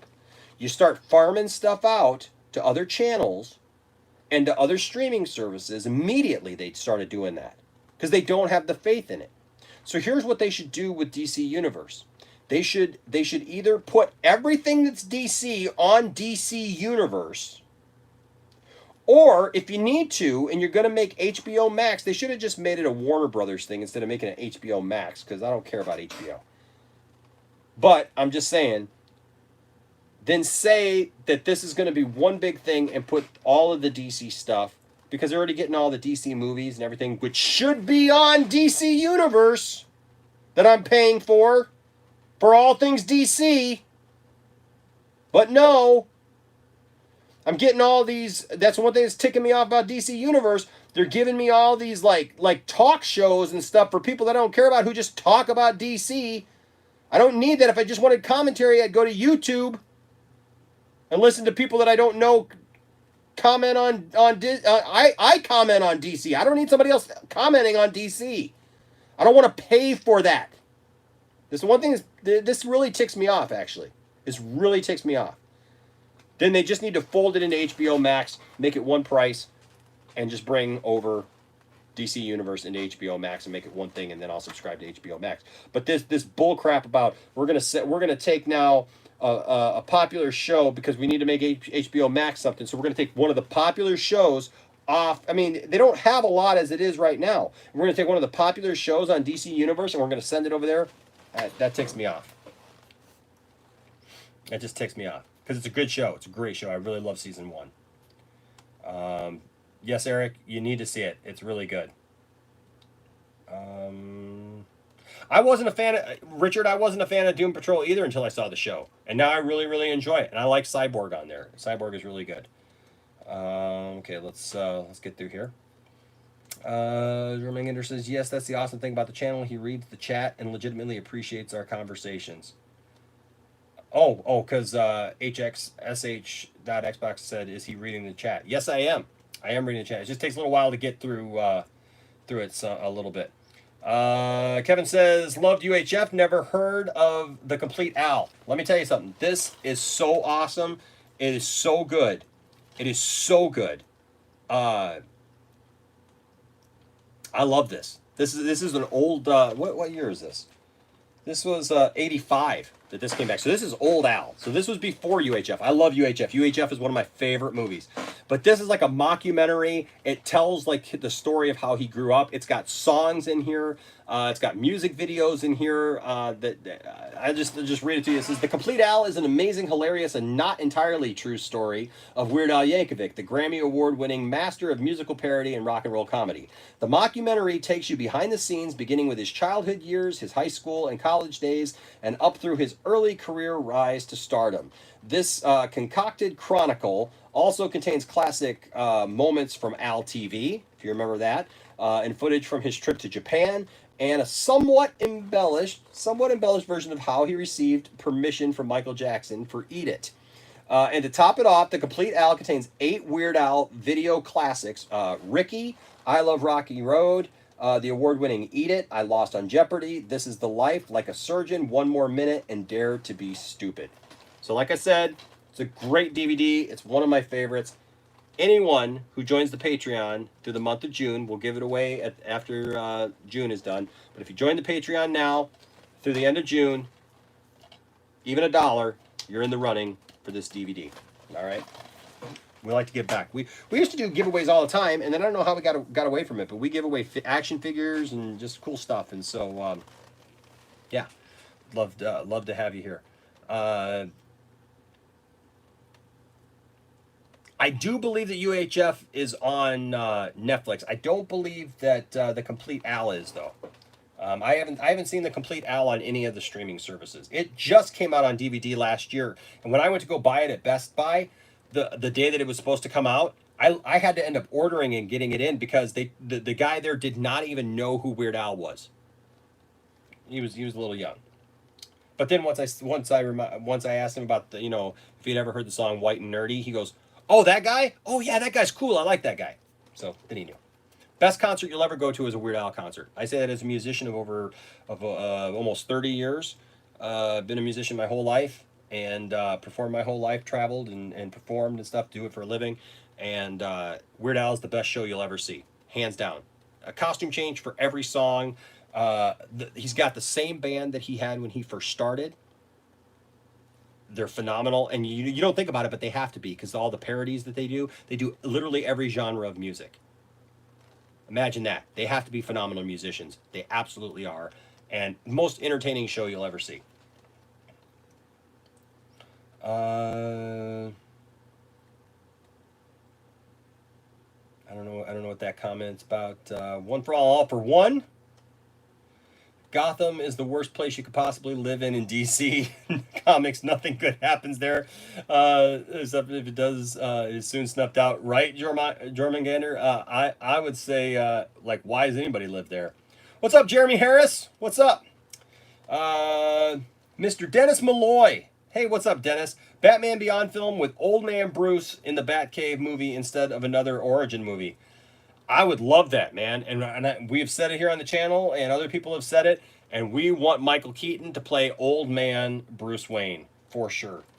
Let's see. I would watch that Batman Beyond movie, and I hope some miracle we get Batfleck back, but would still be able to keep Robert Pattinson. That's right, Baldhead. There's room for both, right? There is definitely room for both. And then Eli the Creative says, the Batman will be a low-budget Oscar bait film, and some people are hoping that The Flash will be about Flashpoint to bring in our bats. WTF, I would rather have Batman period piece set in the 90s. Me too. Me too. But it is what it is. Would love Batman Beyond with Michael Keaton as old Bruce Wayne. Yep, that's where we're at. That's where we're at. Well, guys, we got through the chat. We got through this night. Here's the thing. And I'll just say this. This crap has got to be addressed. Somebody asked me, because I put out the video about Andy Signore, and I kind of tongue-in-cheek said ignore Signore, and then somebody commented to me and said, because I did another Signore video, and they said, I thought you were going to ignore Signore. And here's the thing. I'm fine with ignoring people. But when people do stupid stuff like he did, come back and be like, oh, well, it's okay now, because now Andy wants to see, the air cut, and he wants everybody to get their cut, and he wants everybody to, get, but before he was saying it's stupid and it was toxic and it was horrible for anybody to get their cut, of these movies, whatever, because it was going to destroy cinema as we know it, which is dumb, because that couldn't be further from the truth. But the thing is that anywhere, and you have my word on this, anywhere this kind of stupidity raises its head, we're going to talk about it. We're going to fight it. Because you know what? Being a DC fan, I am not going to be mocked anymore. Being a DC fan, I am not going to be laughed at anymore. Being a DC fan, I am not going to be told that my love and my passion for those characters is stupid or that anything is better than what I enjoy. I'm not going to put up with it anymore. And I'm not going to put up with people like Jody from Jody's Corner, some fake, and I mean that, fake, hypocritical, two-bit, no argument, loudmouth idiot telling me what I should think, or telling me what DC Comics should be, or telling me that I'm part of some kind of Snyder cult because I enjoy something. Of course you would wait till the end, wouldn't you, Raging Black Guy? And that's your screen name. Jody is not a hypocrite. You're just mad he's doing better than you. Well, I've already proven. Why don't you go back and watch the beginning of this video, because I have proven he's a hypocrite.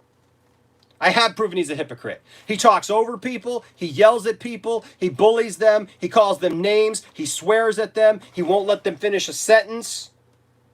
He calls himself Jodydamas, which is the stupidest thing in the world, because Nostradamus was a two-bit who made a bunch of predictions that people try to make out to be something that never came to be, and that's exactly what Jody does. Watch a whole video. You go back and watch a whole video and then tell me where I'm wrong.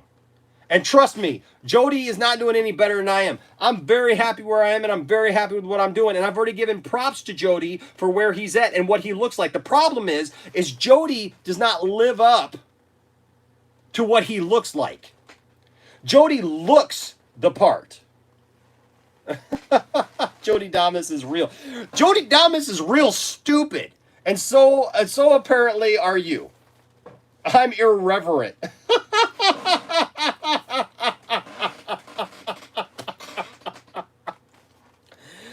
Oh, no, you haven't. And no, he doesn't. LOL. You're just mad. And Jodydamas is real. Hold on a second. Raging Black Guy. Are you joking right now? Are you messing with me?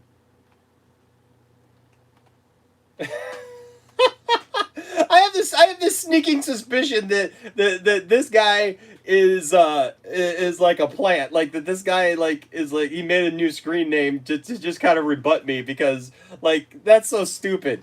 No, you haven't, and no, he doesn't. LOL. You're just mad, and Jodydamas is real.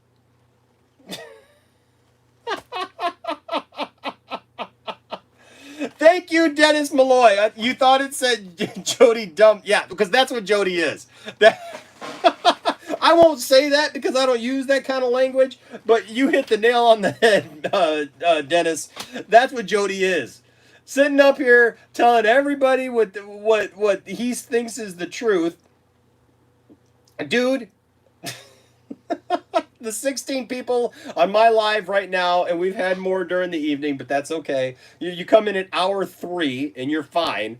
I get it. You want to make an ignorant statement like that. But here's the thing. I'll take 16 smart people all day long who can help me get to where we're going and who understand the truth than any more who are going to be stupid and weigh us all down with their stupidity and their dumbness and their misunderstanding of DC characters.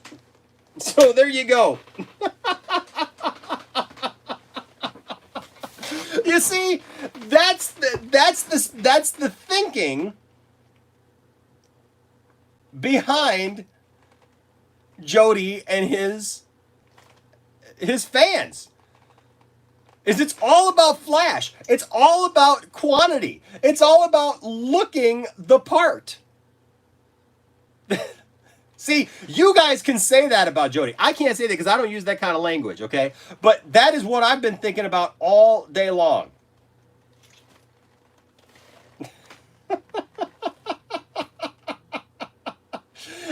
You prove my point, raging man, raging guy. You know what? Because the thing is that, you know what? If having a nice set is important to you, that's awesome. Jody has a great looking set. I said that earlier in the stream. His studio looks amazing. It looks so good. What's up, Jason? Jason, man, part of the council. Jason, bringing it in. You see, this is the mentality. This is the mentality. You only have 9,000 subscribers. Jody has 50,000 subscribers. So Jody must be smarter than you. Well, what about when Jody had 10,000 subscribers? I mean, there were people who had more subscribers than him at some point, right? So your own argument is stupid. It's so stupid. My arguments and my truth has nothing to do with whether I have 19 people in the chat or whether I have 20,000 people in the chat. If it's all a bunch of idiots making the same statements that Jody makes, then it's just a chat full of idiots.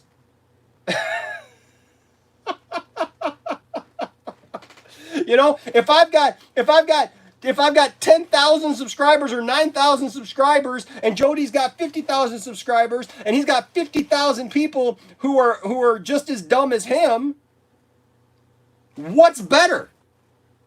I remember a biblical story that's really relevant to this. It's a story of a man named Gideon. Let me take you to church. Okay? Maybe we need to do this. This is how we will end out the evening. Let me take you to church. Let me tell you, Jody supporter. I love the fact that somebody had the guts to actually come in here because nobody has. Nobody's had the guts to come in here and actually try to defend Jody. So let's talk about this Jody supporter. Let's take you to church.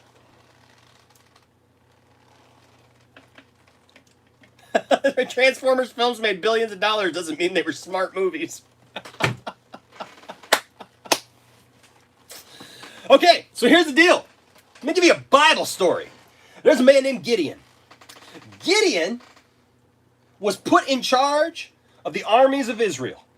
Okay, and you don't even have to be a fan of the Bible or Christianity or whatever. Just listen to the story because I think it applies here and I think you'll get a kick out of this. All right? So Gideon is put in charge of the armies of Israel, and Gideon has about 10,000 men. He starts off with multiple thousands of men, but he's got to go up against the Philistines. And the Philistines, the Bible says, outnumber them so many. I mean, like 10 to 1. They've got like hundreds of thousands of people in their camp. Hundreds of thousands. Hundreds of thousands. Hundreds of thousands. Do you hear me? Hundreds of thousands of soldiers, trained soldiers. And Gideon is down in the threshing floor threshing wheat. And he's scared because he doesn't have the guts to go up against the hundreds of thousands of the Philistines. Or excuse me, it was not the Philistines, it was the Amalekites. Anyways, he doesn't have the guts to go up against them. And he says to God, he says, I can't do this. And God says, well, I'll be with you. And then God gives him a little bit of an interesting thing. He says, go down into the camp and just listen. Just listen. Oh, here we go. Oh, but see, Raging Black Guy, I would gladly take Jody on. Jody can find me anywhere. I'm right here. All of my info is in the description below. So if you want to message Jody, because Jody won't speak over me like he did Film Gob. So Gideon goes down to the camp and he listens and he hears the guys talking in the camp, and one guy says to the other guy, dang it, I had the weirdest dream. I had this dream that this loaf of bread, like, rolled into our camp and overtook us all. What does that mean? You imagine? What was that guy drinking? To have a dream that a loaf of bread came in and just like uproots everything. And the other guy says to him, dude, that can only mean one thing. That can only mean that that guy Gideon has God with him. And he's going to kill us all. And Gideon hears this. And literally, all of the enemy starts freaking out because of this guy's dream about a loaf of bread. And it sounds to me like the stupidity that you're sharing of Jody's corner, because to say we got so many people, you only got that many people in your live stream right now. So what? It doesn't matter. Oh, Tyrone is so much better than oh, see, he doesn't like his own argument being put against him. Tyrone's got 2 million subscribers. Tyrone is so much more on point than Jody's corner ever thought to be. But Tyrone is real, and Tyrone tells it how it is. And so this raging guy doesn't want to deal with that, right, Raging? You don't want to deal with it. It's okay when you're going to tell me that the guy has 50,000 subscribers. He's got more than me by 5 times. But you don't want to hear about Tyrone, who has 2 million, right? Because that same thing doesn't apply, right? Because it doesn't fit your narrative. So here's the thing. Gideon gets his guys together, and God says, you got too many people. And Gideon says, what?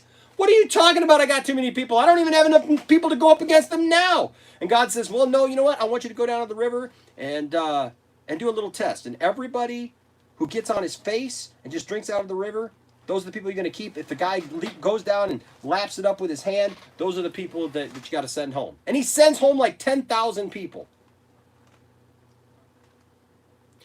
Long story short, he gets down to 300 people. 300 people versus hundreds of thousands in the story.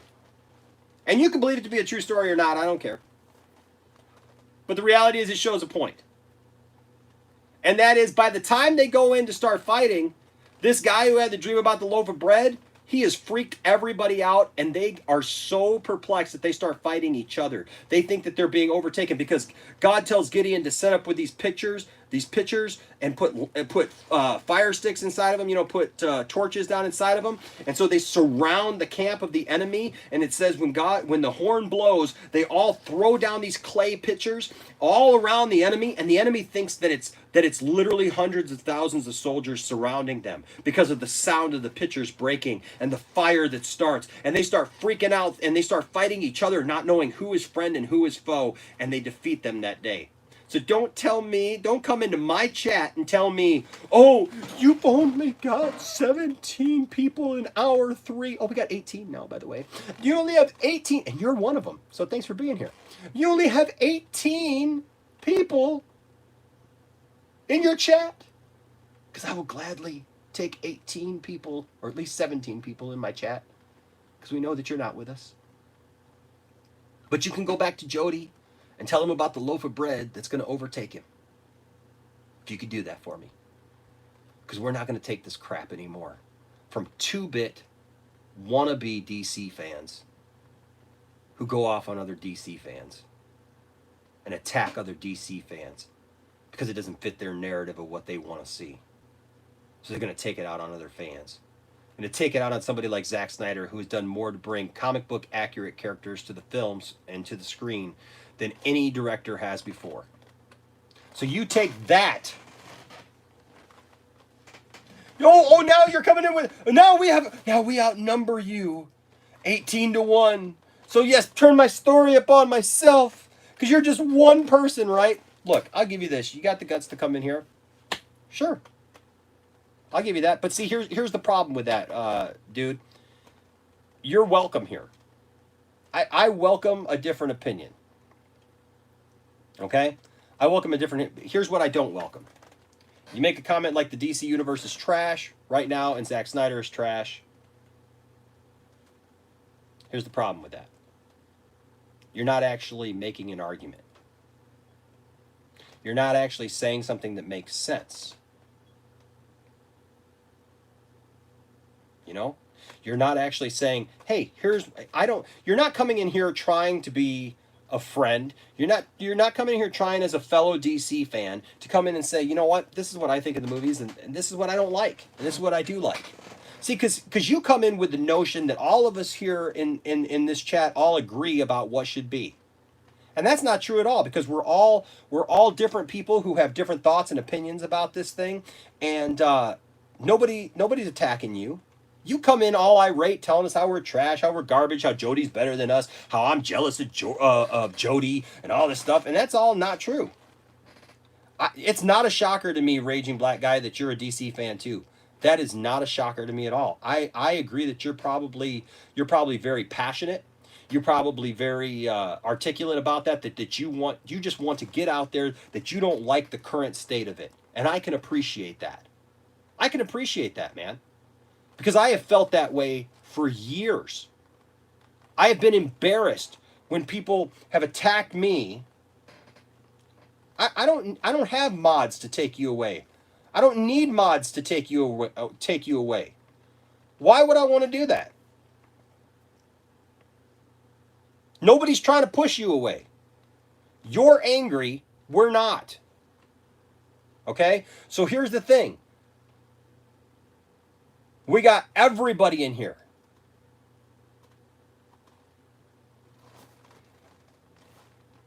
Well, that's fine if you want to see Snyder's vision. The problem is the radical fans. Here's the problem.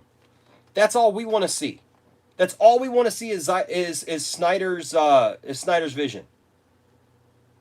I agree that the MCU has gone downhill and they've got a very big uphill battle to climb. But what we're talking about right now is the fact that we love DC. And Jody has gone off on a tangent and doesn't realize that he's attacking people for just loving what they love and being passionate about it. And he has turned it into a crusade of his own against people. And that's not what should be. This is not a crusade against people.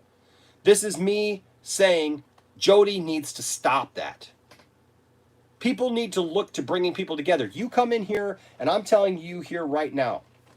And you know what? Black Adam, I agree. DC will rise, though, with Black Adam, Shazam 2, and Wonder Woman 84. And you know who's going to be in Black Adam? Henry Cavill's Superman.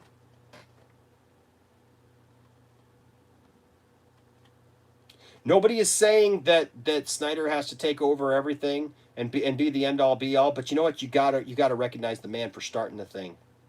And all of those movie properties that you just mentioned, they all harken back to Snyder's vision, including Shazam. Shazam has dark parts into it. Wonder Woman definitely has dark parts into it. Black Adam is definitely should be dark and have some pretty heavy stuff to it, because Black Adam is a very serious movie. That should not be some bubblegum pop fandom thing. But you got to appreciate things for what they are. And it's an arc. It's a story arc. And that's what we've wanted to see. That's what we've been talking about here. And we welcome everyone, including you. And you can either accept that, you can either accept the fact that you're welcome and have conversations with us, and we can either agree to disagree, which is fine, because we don't have to agree, because we're DC fans. But see, you know what you're never going to hear me say? You're never going to hear me say that you're trash. You're never going to hear me say that the movies that you like are trash. You're never going to hear me attack your likes and your dislikes. I'll have a conversation with you all day about what you like and what you don't like. And at the end of the day, we may not agree, but we'll respect each other. Or at least I will respect you, and hopefully you'll respect me. See, I don't change. I don't change. It doesn't matter if it doesn't matter. And that Raging Black Guy, this, and that's your name, you know, I mean, but here's the deal. Here's the deal. We agree. We have said in this chat and in this whole thing all night long, it takes both. It takes the dark, it takes the light, it takes a mixture of both. It takes them both because you can't have just one or the other to make a creative world that stands up. Nice, M. Ross. I'm saying that Jody has created this fictitious thing to try to pit people against each other for likes and views. And that's just the truth. That's what people are doing out there. They are literally trying to pit people against each other because negativity works. It does. It sustains them. It is the lowest common denominator to get what they feel is success. But it's not success because they're pitting fandoms against each other. They're causing strifes in fandoms when those fandoms should be working together and hope for the best of the properties that they love. I want Superman to come out of this story arc between Man of Steel, BVS, and Justice League, and who knows if we get a Justice League 2, you know, whatever. But I want Superman to come out of that way the bright, shining example that he should be. But he needs to earn it. And he had to earn it through Man of Steel, BVS, and so forth. Jody doesn't want to see character development. Jody doesn't want to see the character go through any strife or go through any hard times or actually have to deal with stuff. That's the problem. That's the problem. Zack Snyder is not the problem. Zack Snyder has given us, and I told somebody earlier this, and Raging Black Eye would tell you the same thing. It's right here on YouTube. Go actually spend the time, watch the movies along with Zack Snyder of Man of Steel and Batman v Superman. Listen to what he says. And if you're a reader of the comics, and I hope you are, because if you haven't read a comic in the last 30 years and you don't know what the characters have been in the last 30 years, then you don't know DC. And that's, I think, Jody's other problem, is he doesn't understand DC. He's stuck back in 1970. And it's obvious. It's glaringly obvious. When you tell the rest of the world what DC should be, and you're describing something that hasn't been in over 30 years, it's glaringly obvious. So this is what I would suggest to you, because we're going to get off here. It's been 3 hours now. My voice is about gone, and I've given all I can, and you can watch the rest of this. I don't know how long you've been lurking, if you just waited for the last minute. Your first love is MK. I love the comics and all the characters. However, my first love is MK.